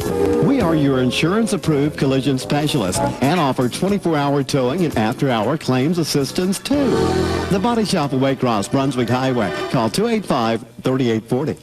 Gator football is a winning tradition in Ware County with excellence, discipline, and dedication. At Walker Jones, we've experienced that same winning tradition with service to South Georgia communities for over 26 years. With 8 new vehicle brands at one location, award-winning service and body shops, and customer service that's second to none, you'll find more at the Superstore. Get more, save more. Walker Jones, South Georgia's automotive superstore in Waycross, and proud supporter of Ware County football. Go Gators! Online at walkerjones.com. Halftime score, Brian. It's Atkinson 8, Bradley nothing. All right, here it's 25-0. Ware leading Brooks. Sammy Burley with 4:37 left in the first period on a speed sweep left to right. Ran 54 yards. Point after by Etheridge good. We were up 7-0. And then about 2 minutes later, we would create a safety. Irvin Nard doing the honors, making it 9-0. Then after a long Quay Taylor run with 1:28, all this still in the first period now. Chapman, a 5-yard plunge, 2-point conversion by Chapman, running it in good. 17-0. We're up at the end of 1. Second quarter, lone score, Waycross. Listen to that, man. I'm going back a ways. Ware, 7:24 left in the half. Number 9, Jaquez Bowles, 10-yard run, 25-0 after Chapman did yet another 2-point conversion. Now, you sit here and you listen, Scott Tanner, to us talk about, oh, golly, we're out of sync, we can't get in. And then I just ran down the scoring. We had 3 touchdowns in that first period alone. Yeah, so maybe it's just the feel. Maybe it's our expectations that's out of sync. Well, you know, and I'm with Coach Stevens here. You know, we're trying to get the hiccups out of there, and the cadence is a little bit off. But, Coach, what did you talk about during halftime? Just a disappointment in our effort and ability to go out and do what we're supposed to do in regards to communicate, give effort, play with toughness, and do the things the way we're supposed to do things, as opposed to going out and just making a mess. We got too many doggone penalties. We got substitution issues. We got guys not communicating when they're going in and off the field. Right now, it's just not taking anything from Brooks. Brooks is not playing well in their Del-Bay school. We can't afford to play like this against anyone else. If we're going to continue to play this way, it's going to be a long season for us, a long, disappointing season. Well, in this league here, too, Coach, I mean, you know, the further you get in, one slip up, you know, and you're a man of perfection. Your record proves it, and you got a lot to work on next week. Let's talk about what you're going to concentrate on. Right now, we're just going to concentrate on see if we can have up-tempo on offense and see if we can run base plays. I mean, we're sitting there and run our best play, but what's supposed to be our best back on 4th and 1, and we get daggum stuff. I just think that's ridiculous.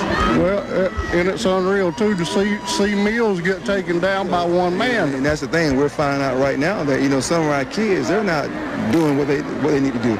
We need to do a better job coaching, getting them prepared. But at the end of the day, you know, as they said, players, they got to play. And I just, for whatever reason, we're not playing well. We're not doing the things well, technical perspective, communicating, just the simple fundamentals that you're supposed to do to have a good football team. So when we go back out in the second half, we're going to see if we can go out and don't have any turnovers. The first drive is going to tell us a lot. Whether or not we're able to go in at halftime, make some adjustments, get refocused, and do what we need to do what we need to get done to take over the football game. Well, we appreciate the way you coach because, I mean, discipline and the way these players act on and off the field mean a lot to you. And you take pride in building these young men, don't you? And I do because of the fact that I have a son. And, I don't want to turn my son over to somebody and all they care about him as a football player, what he can do on the football field. And that's not what I want. So what I want for my son is what I want to do for other people's kids. Well, good. Let's see a good second half, Coach. Thank you. Appreciate it. All right. Thank you, Scott Tanner. That's what you want to hear as a parent, that you have a coach that cares about the young men first. There's a little Mark Rick there in that. You have to bring the dogs into everything, don't you? Hey, at some point, what state we're in, right? Yeah. I hear you. Oh, alma mater for me, matter of fact. Usually I'm getting ready to go to Athens this first That's game. right. But you got to wait a while, don't you? Yes, the whole other week, no question. Yeah. We better win that one. We're going to win it. Okay.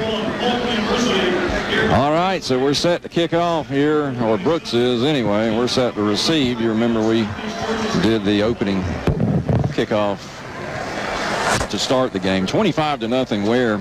If you're just tuning in, listening to the coach talk about the first half like we might be down 25-0, it's not his imagination. There's not any overreaction on his part. We've been kind of feeling the same thing, that it's just been a disconnect as far as any rhythm, any semblance of a rhythm on offense. But yet we're showing 25 points. Kickoff, Chapman does a little spin move down around the 15, coming back around the 20. One guy got him by the ankles first around the 20, and then he goes down that 23-yard line. Chapman slow in getting up. Yeah, he's hobbling too. That's not good. He put that knee into the defender. It looked like he threw almost a body block on him, like he was blocking him. Both knees hit that player sideways at the same time. So he's hobbling off. Danny Vonnebor's going to take a look at him. We're going to see what happens here. We do a heavy rotation, as you heard the coach mention on the pregame show. And Chapman is a very integral part of that. But he's out for now. Out of this modified wing tee at the 23. Holman's under center. Handoff, one of our backs squirting through up around the 29-yard line is Nard running on offense. You'll see him in there as well, as we just saw him run for 7. Good cutback by Nard on that play. Yeah, we just have to see if every football good team down the line has to establish tempo, they have to establish pace, and they have to be in sync. And we've got to see, are they able to establish that? At the 30, 2nd and 3. 25-0 Ware. They're coming after us. Well, handoff from behind. Good play and first down, I believe, up around the 34-yard line. Again, we still have some late activity on every play. They don't give up. The Gators, that's well taught, though. I mean, I hadn't heard a whistle, and the Gators didn't stop blocking. So, go to the whistle. You know what to say. Taylor gets the first down up to the 34. And the chains move. This is what Coach Stevens wanted. It's something showing organization and moving forward, not backward. So far, so good. Bolds in now. Handoff to him around that right side. He can't get a block. He got maybe a yard. Brooks is really playing run here, Clay. You almost wish you would see a pop pass somewhere. And so with this offense, with the wing tee, we've been very vanilla with it. You can take a wing tee and easily make it look as much like Auburn as it does like a Camden County or Statesboro. I mean, the wing tee can get pretty doggone fancy if you need to, and so this is very vanilla.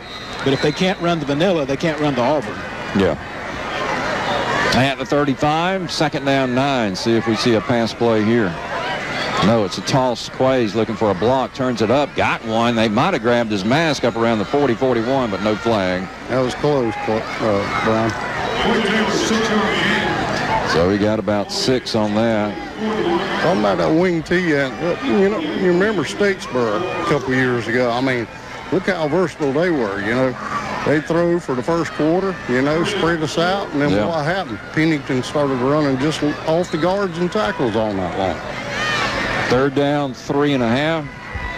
at the 41, just shy of it. 9:42, third period, 25-0 Ware leading Brooks. We have the ball, opening drive of the second half. Under center, little misdirection, handoff. Finally, Dietrich, he's got some room. 45, midfield, breaks tackles. 40, 30, 20. Dietrich's going to score. A touchdown for the Gators.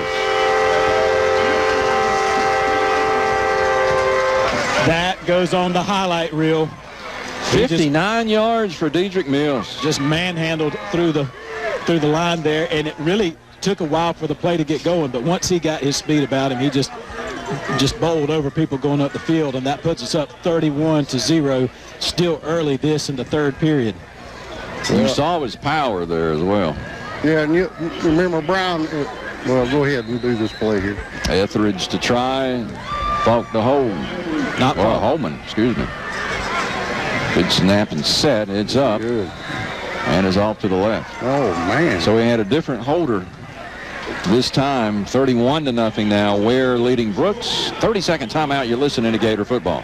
Start living the skiff life today with America's #1 selling boat brand, Carolina Skiff. Affordable, durable, and versatile, our full line of all-purpose, all-composite boats will keep you focused on enjoying your time on the water. And with Carolina Skiff, see your Carolina Skiff dealer today or visit carolinaskiff.com for more information. Go anywhere, do anything in a Carolina Skiff. Well, Dietrich Mills, 59-yard jaunt. Well, that's a way to get the crowd up, and that's a way to show a little bit of sink, take care of over half the field in one play. And that was the best-looking drive for the Gators of the night, and I base it mainly on the fact we had no penalties. We did not go backwards. We might have had a stuff here or there for very short yardage, but that's fine. While we're setting up here, I don't know if many fans appreciate, but down on the sidelines we have Dr. George Pahalty, who's been a physician for both Michigan and Penn State. Wow. Dr. Broderson, Mark Broderson, who's been on the sideline of Iowa State, and then Rob Likens down here, and as always, George Wheeler's always somewhere around. Etheridge to kick off. Short approach towards that right side. Up the left side goes the Brooks receiver. 15, 20, 25, and we jerk him down up around the 27 or so. And so I'm looking to see if we kind of begin to change things up. It looks like we're staying with our same crew. Yeah, I think he's wanting to get, like we've preached on, a rhythm going here, but he's not going to substitute that he gets these guys like he wants them and satisfied. Well, I don't think he'll be satisfied tonight, but he wants them in sync. So Miller returns it for the Trojans to the 26, let's call it. 9:15 left. 31-0. Ware leading Brooks now. Here in the third period. Jones with 2 setbacks. They've run that for extra protection, for one thing. Now they move early, but no flag. And a little handoff around to Wims. He gets absolutely nothing. All the green wave. It must have been 6 jerseys pushing him back. Yeah, there was a big amount of motion there, and the officials didn't pick up on it, but we were still there to shut that down. Mills, the first one through the line, but once again, Roisin Collins, who they affectionately call Fat Cat, at nose guard. And did they call him that and run? Yeah, I don't know if they call it that to his face, but if you look at the depth chart in their bullpen, what the coach called the bullpen, you see Fat Cat at the nose guard. So I'm not man enough to call him Fat Cat, I can tell you that. Ed credited Nard with that, so I'll give him the tackle. Loss of 2 by Wims. 2nd down 12 for Brooks. From the gun, snap, a little delay, handoff. That's a mistake against this defense. And we eat up the running back for next to nothing. That's Wims again. For Brown, rather. Ahmad coming around from the left side. Lost, look at this, back to the 22. Yeah, I think Ronnie Adams in there to help him.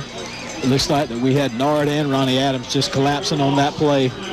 There is a mental note against this team with one exception, and I'll tell you what that is from last week. It actually can be a discussion topic to it. All right, I'm going to get my mind in discussion mode. No, it's not that big a deal. Okay, all right. At the 22, it's 3rd and 14, 20, or rather 31-0 Ware. True spread. Jones buys lonesome, back to pass. Looks like he wants to run. Now he slings it long down the middle of the field. Intercepted, and we go down. And that's Quay Taylor on the interception down around the 33-yard line of the Gators. He was playing center field. The receiver wisely just stuck it to him. He held on, and the Gators take over. Brian, I really tell you, that's the best punt they've had all night long. There's really not a lot of harm. And that wasn't fourth down, but still, that's not going to kill Brooks County. No, what I was going to say is that anything slow developing against this Gator defense is probably in trouble. Last week, Lowndes. Ooh, I'm doing all kinds of competition again. Yeah. Valdosta ran a draw play. Beautiful. And they ran it like 13 yards. And I do want to add that the big zero on the rushing last week was due to the sacks on the quarterback. That's right. Took it off. So. But it's hard to run a draw even this day and age. Holman, a little delay there. Swings it out. Drag route complete to Laban Falk at the 40 up to midfield and down around the 48-yard line. So I'll put this in football kind terms. Laban had a little minor offense earlier with a personal foul, and he had a come-to-Jesus meeting with Coach Stevens, and he got to sit out for a little while. Now that he's back in the game, he does what Laban Falk does, and gives us a lot of just explosive plays. So Laban's happy to be back in the game. Now, the big thing to that was that took timing. Now we're seeing some of the polish we saw last week. Laban was wide open. Nobody was on him. Yep. At the 48, first and 10 Gators up 31-0, 48 of Brooks. Handoff, they key, no gain whatsoever for Falk this time. Read it all the way, loss of a yard. It's amazing that it's only a yard. You know, Laban's just a stump. He's low to the ground. He's got good strength to him in his lower body.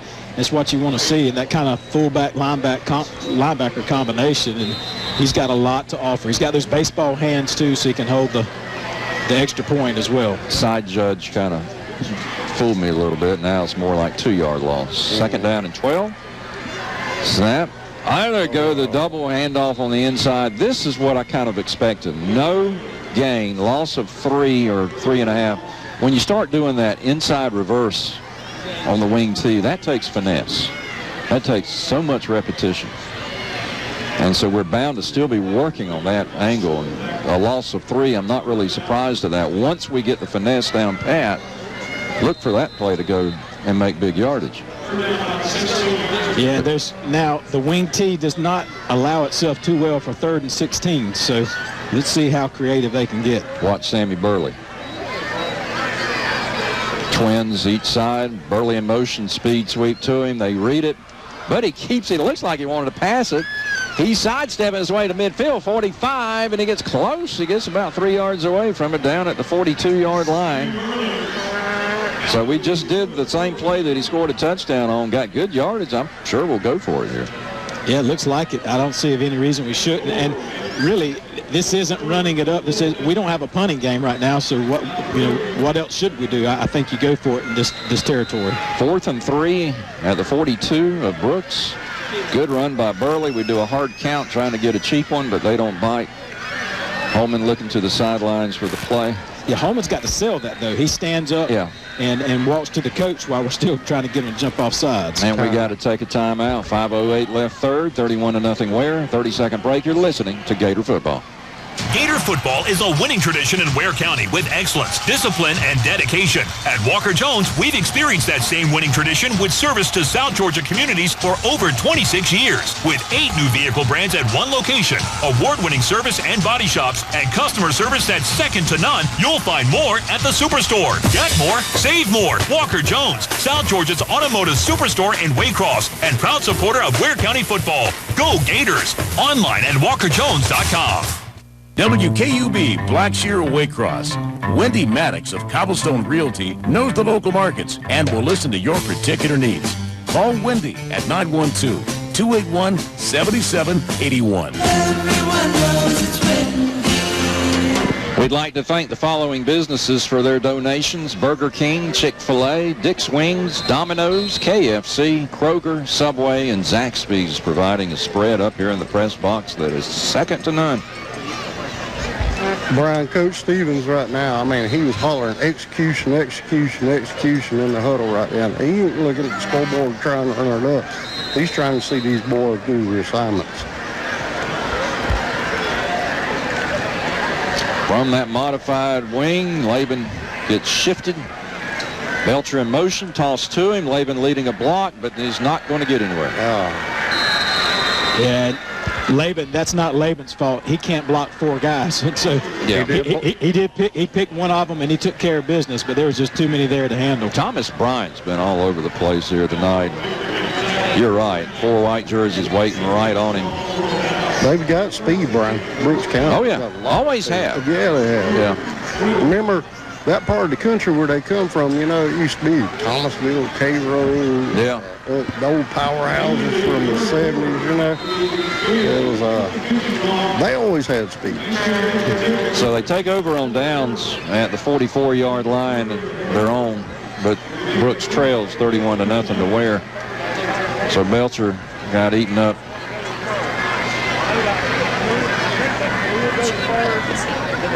Jones operating predominant spread, if you will, 3 up top. Of course, they really haven't thrown it as much as I thought they would tonight.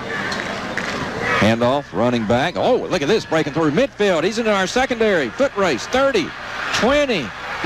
He is going to step out of bounds. Yeoman's managed to barely get enough of him up around the 15-yard line. The best play of the night tonight for the Trojans, and it was a running play. That was well done, well executed, and Yeoman's, we got to see a little bit of that foot speed that he's known for. We had to track somebody down and almost lost his angle. Big play for Brooks County.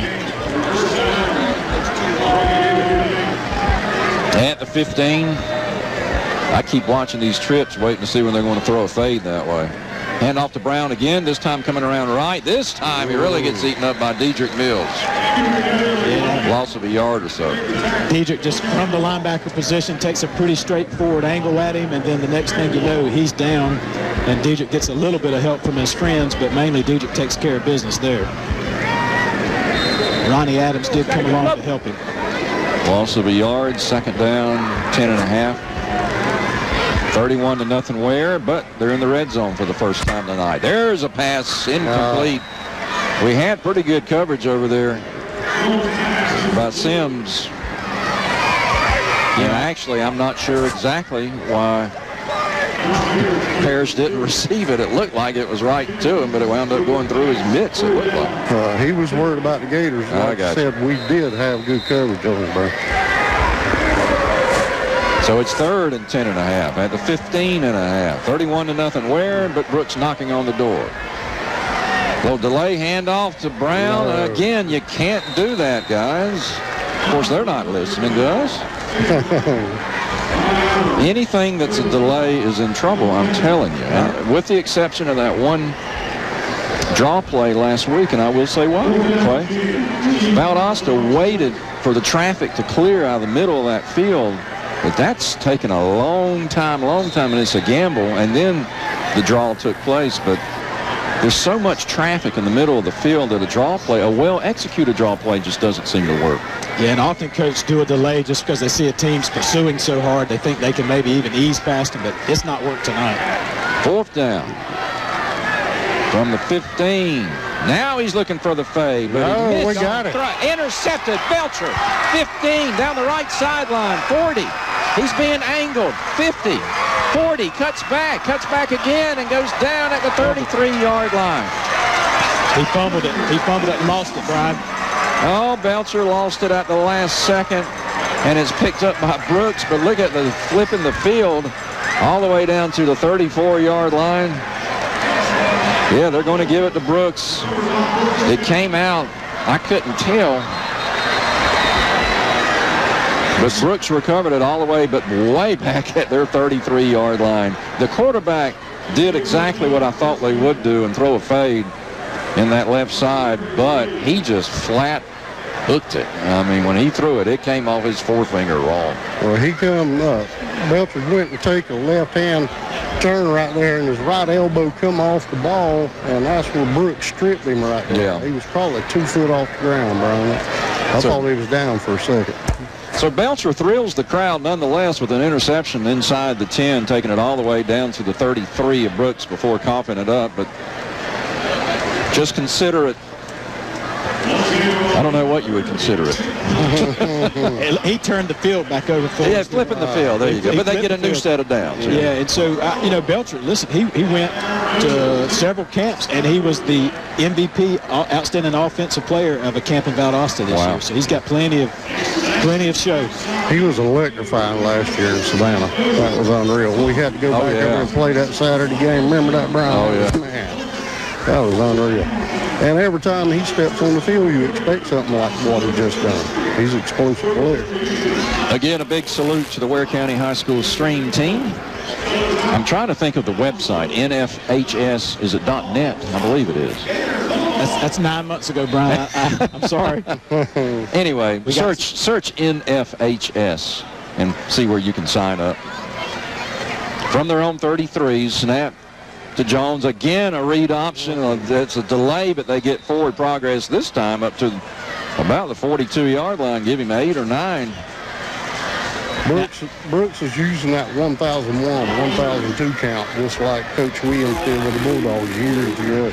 Yeah, and of course with the read, you got to make a decision late in order you're going to keep it or hand off, and that worked for him that time. 2nd down 2.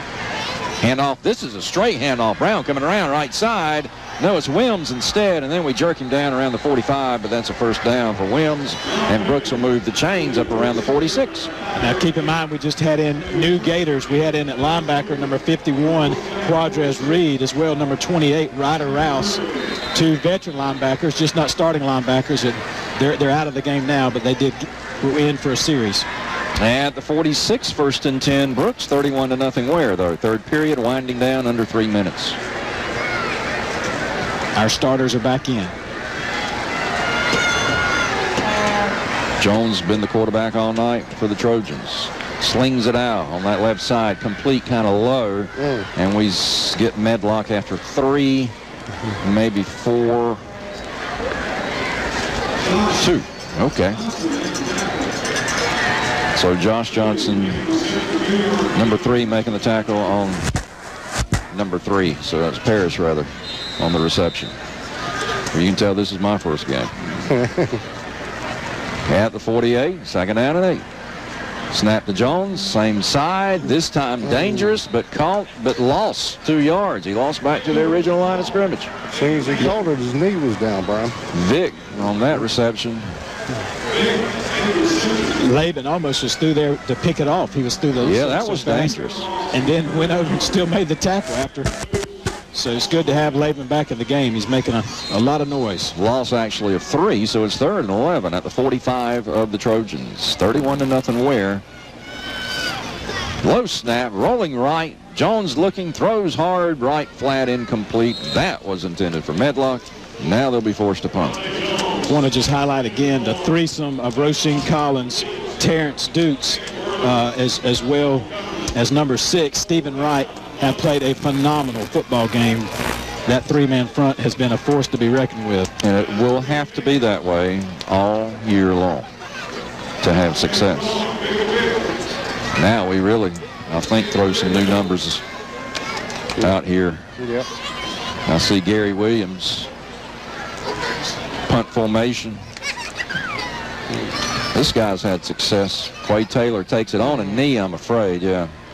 At the 25. Have we seen a good punt tonight, Brian? Well, we saw that roll punt. Yeah, that was I mean, but either one, I ain't seen Sparrow all night. I mean, yeah, no good rotation on the ball. Now, last week, Mills got 2, I believe, off that were in excess of 40 yards. Ooh. Yeah, in the air. That'll work. Yeah. Look at the leg that younger guy. Brian, while we have a moment, I just want to remind folks that today, Jason Rogers left, our local friend Jason Rogers left, leaving from Seattle, Washington, to come all the way back to the East Coast for the Try for Maddie. Wow. 3,100 miles raising money for Try for Maddie. So I'll talk a little bit more about that as the game goes on.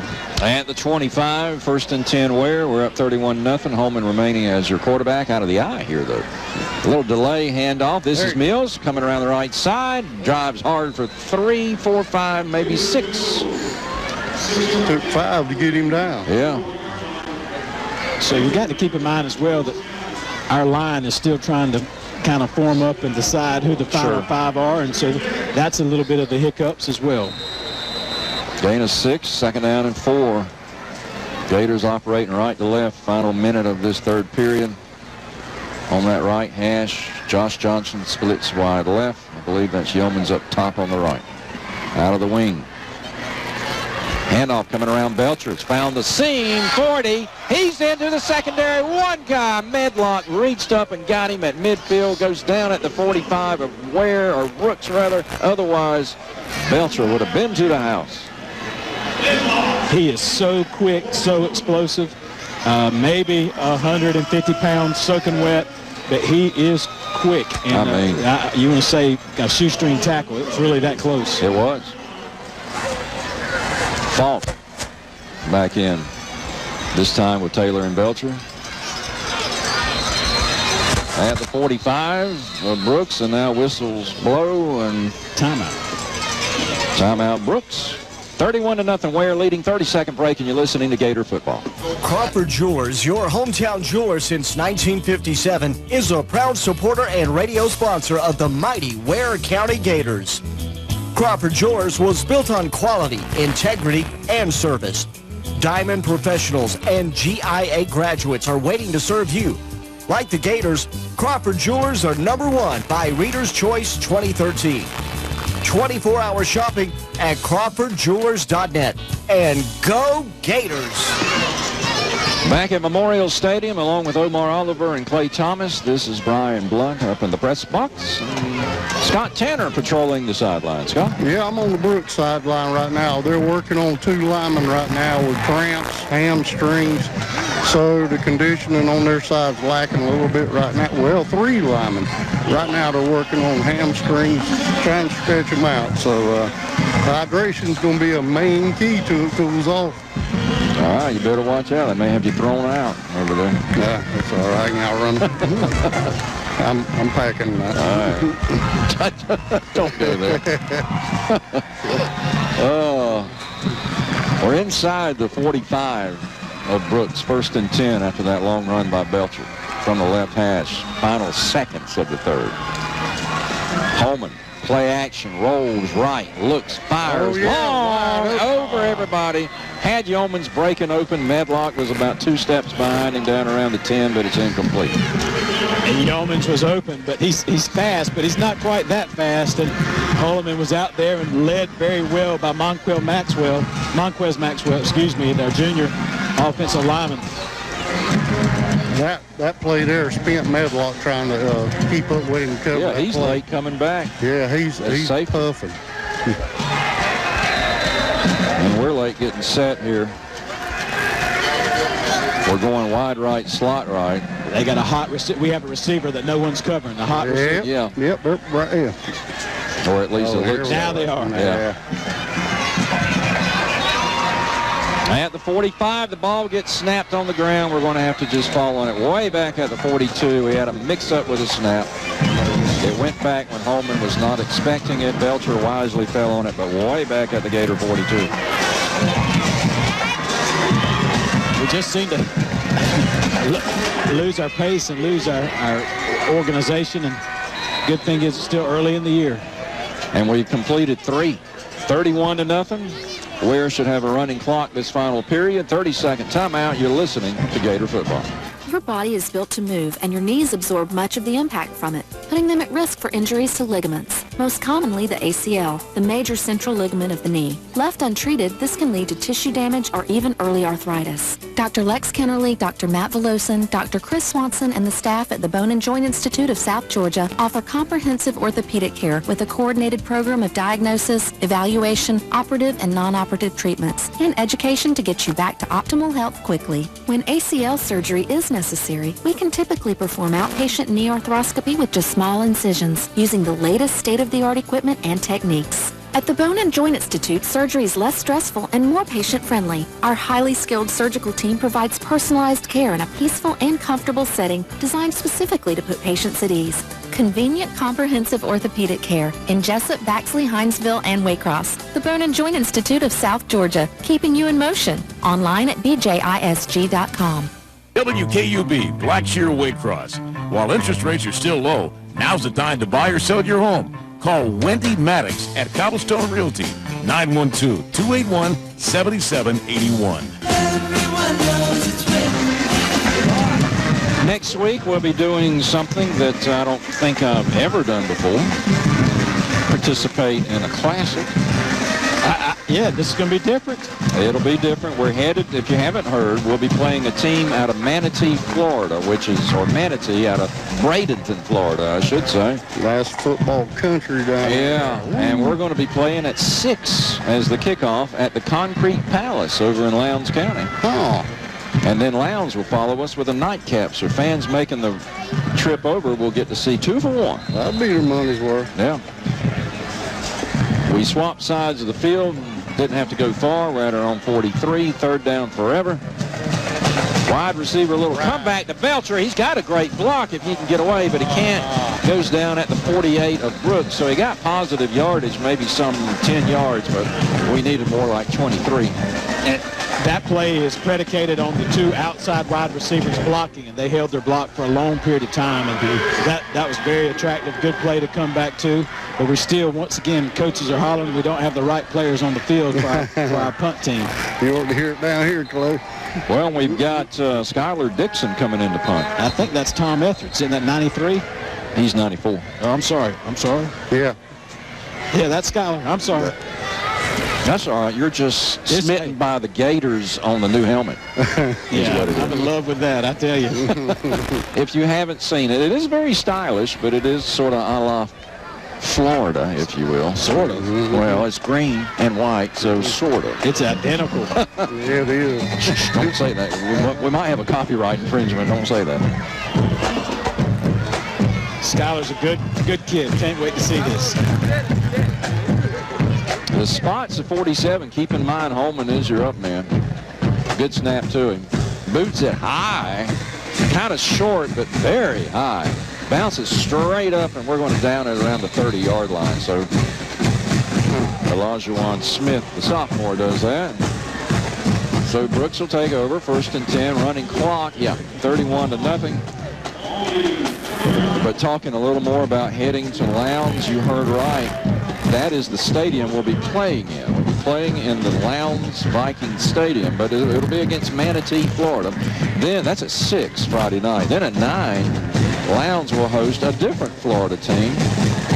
So it's a doubleheader classic, if you will. I think there's a name for it. I really don't know what it is. Something classic. It's not Corky Kell. I know.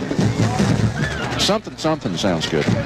At the 30, Jones out of the pistol more so. Hand off to a running back. We got some subs in, I believe, and he breaks through 1 or 2, and that is, well, Ronnie Adams coming up out. We got to hit him. Looks like we've got number 39 in, which is, there might be a different, no, that's still Terrence Dukes there, but we do have number 51, Quadros Reed. Yeah, we got, and Ryder Rouse. Right. Yeah. We got a few, we're doing a little bit of subbing here. Gain of 7. It don't look like he substitutes more than 2 players at a time. Right. Hand off to Brown. No, it's a quarterback keeper. I went with the fake, and great yardage for Jones. All the way down to our 46-yard line. Plus, he had Wilms trailing behind him. He could have pitched to him at the last second. That might have scored had he done that. But I don't think he looked that way, Brian. Yeah. I agree. I think he'd had a lot more. I think he would have had all the way. Yeah. Yeah, our linebacker went with the handoff, too, instead of his pitch man. We've got somebody else in there, don't we? Nate Everett. At the 46, 1st and 10, Jones. Handoff, cut back for Brown. He's kind of takes his time on that. I think Dukes come all the way from the opposite side and caught him. Jones keeping it.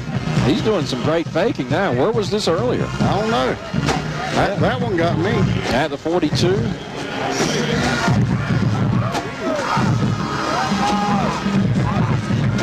For 43, 2nd down and 6. 31-0 Ware leading Brooks, but Brooks mounting a drive here. Jones this time on the read, slow to give it to the running back, and we eat him up. Yeah, just nothing there. Let me finish. Like I was saying earlier, Jason Rogers left today from Seattle. He'll be going through Seattle, Billings, Montana, Omaha, St. Louis, Nashville, Tennessee, Huntsville, Alabama, all the way back over to Jacksonville, Florida, 3,100 miles.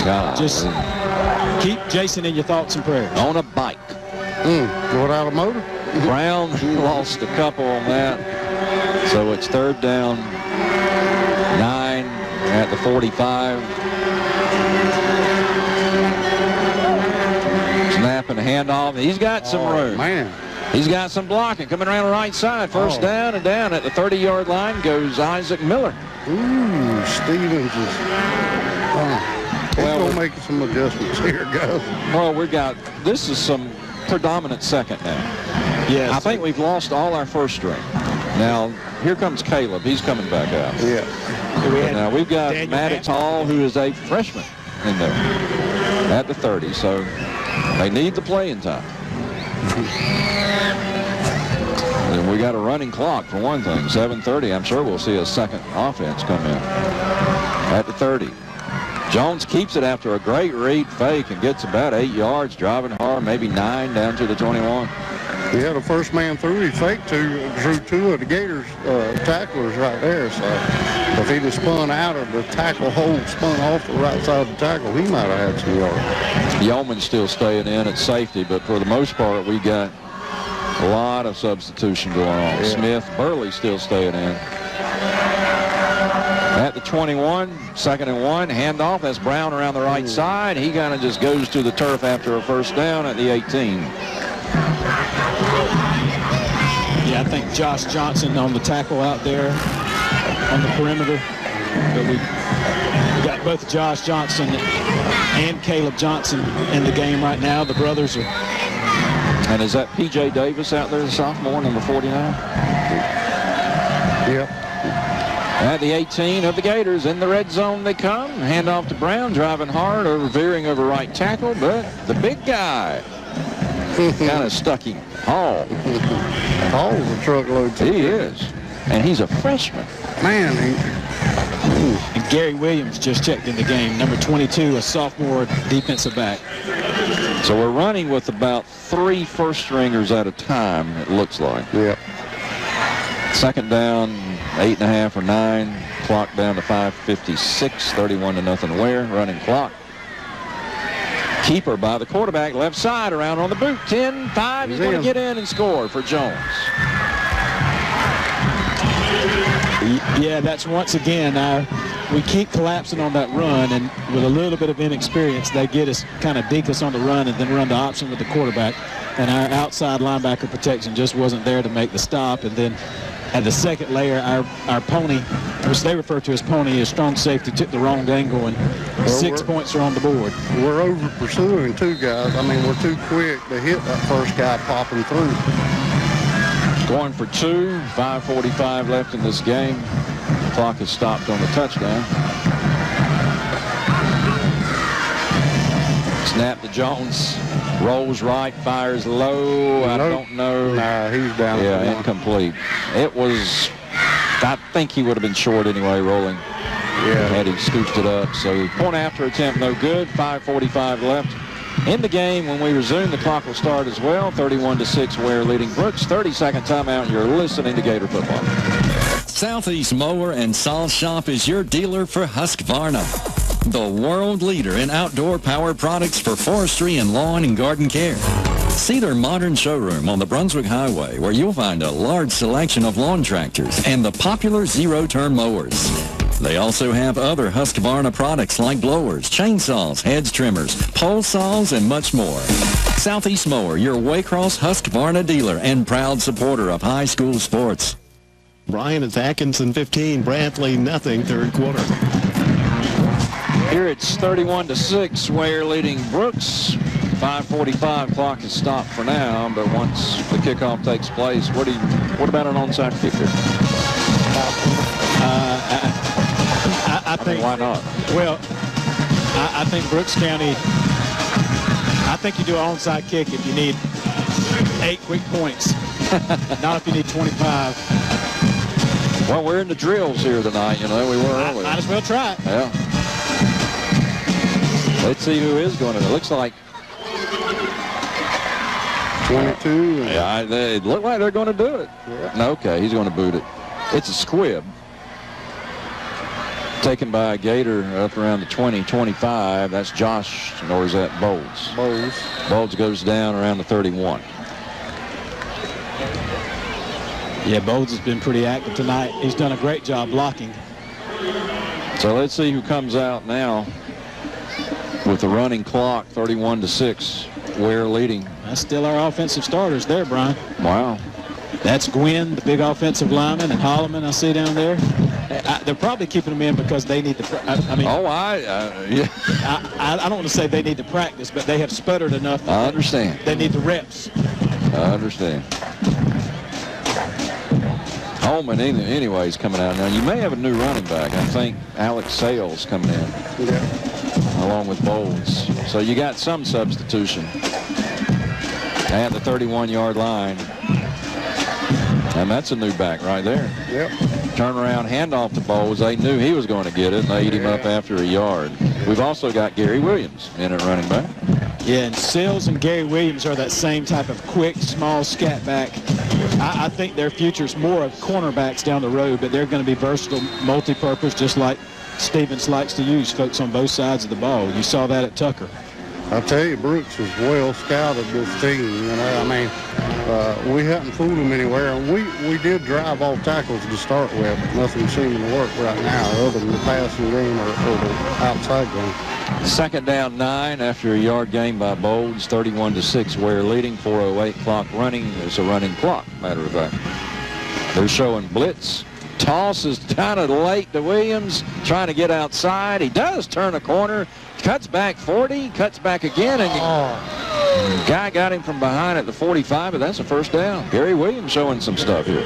That was exciting to watch. I always like to use Georgia references. You know why, but I'm going to go Tyson Browning. Reminds me of Tyson Browning. Okay. About 107 pounds, but can sprint. They spot him to the 46, first and 10.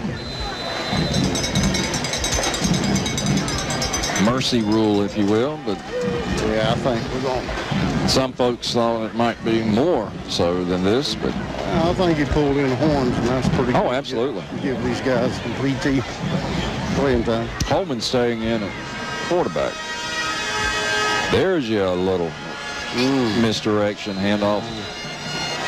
Going to the left wing, and he gets a couple. What was that, a half a cross butt? Yeah, that's exactly right. That's where the modified comes in. Brian, I want to mention, I'm reluctant to mention because I'm participating, but just reminding the community that tomorrow night's the big dancing with the Southern Stars. I am dancing or waddling or something, but there's 13 great teams, including Coach Chad Starling from Ware County Middle. How about that? At the 48 of the Gators, second down and 8. Snap and handoff. And breaking a tackle. Sales turns it back up midfield down to their 45, short of a first down, but only by maybe half a yard. Brian, I've seen Clay dance, man. He can move, but I seen him dancing one time. He was doing great. Somebody stepped on his hand. Medlock on the tackle, as well as Davis for Brooks. They have been workhorses out there tonight. I got to see Clay dance. Let's see, we got Ryder Rouse split out at wide receiver. Third down, a yard. Handoff. Williams cuts back. First down. Cuts back again. 40. 35. Wow. And they corral him down around the 27. I mean, just super, super quick. He and Sales, both of them, just lightning quick, can stop on a dime. Williams on the tackle. Rouse on that lead block. That was pretty good. Clock under 2 minutes and running. In my next football life, I also want to be called Ryder Rouse. that's a good sound name. I like that one. Man, play baseball and football. He's something else. At the 27.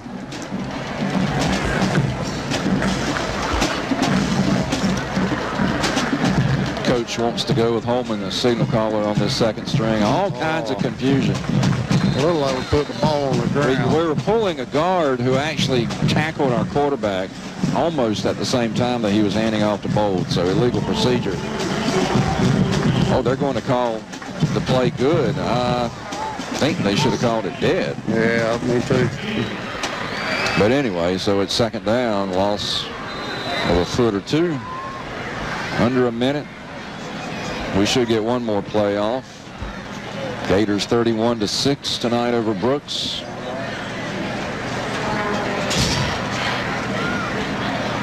And Holman snap, handoff. This is Sales coming around. 25-20. Jerk down to the turf hard. Slung down around the 18, and that probably will do it. That's going to wrap us up, I think, Brian. So it can't be termed pretty. It was the best of times and the worst of times. There you go. A Tale of Two Cities. And that's all I read of that book. The score is pretty. The score is the best of times. Okay. We won't go any further, at least not yet. Yes. That's my depth of literature knowledge right there. That's it. Your final score, 31-6. Ware's defeated Brooks. 2-minute timeout. We'll wrap it up, and you're listening to Gator Football. Time to transform your inner beauty. Yes. Make that interior beauty even better. It's the new paint studio at Ace. Believe it. Luxurious color from Valspar Optimus and Valspar Aspire. It's a colortropolis. Exclusively at Ace. Be sure and stop by and meet Ham Parr, your new paint manager in Nahana. And see Ian McFadden in the paint studio in Blackshear. Ace is a place to help the hardware folks. Helpful is beautiful. At participating stores. Gator fans, are you looking for a new set of wheels and want a great rate to go with it? Well, look no further. United First Federal Credit Union has rates starting at 1.99 for up to 72 months on new or used vehicles. Terms and conditions apply. Come by our new Waycross office on Memorial Drive and talk to Cindy Hickox, Tommy Cannon, or myself, Jack Yarbrough. United First, equal housing lender and federally insured by the NCUA. United First, helping people afford life. And as always, go Gators! Stop by and play ball with Eagle Pond Outfitters and always score a touchdown. We love to make people happy, and money seems to do just that. We loan money on anything of value: tools, jewelry, TVs, guns, cars, boats, motorcycles, campers, anything of value. If you have anything to trade or sell, see us first. We'll guarantee the highest prices on gold and silver. We do title pawn, and we have hunting items too. Need a dollar? Give us a holler. Eagle Pond Outfitters, Waycross, where the eagle flies every day. Everybody knows Fords are cheaper in the swamp at Robbie Robertson Ford in Waycross. The #1 selling truck on the planet for over 36 years is available at Robbie Robertson Ford in Waycross. Brian says he'll beat any price on any new Ford. Come on, make him prove it. Go ahead and make him. Home of Ford certified pre-owned vehicles. Because everybody knows Fords are cheaper in the swamp. Ask anybody. Heck, ask John Boy and Billy. They'll tell you. Robbie Robertson Ford in Waycross. Take it from John Boy and Billy. Everybody knows Fords are cheaper in the swamp.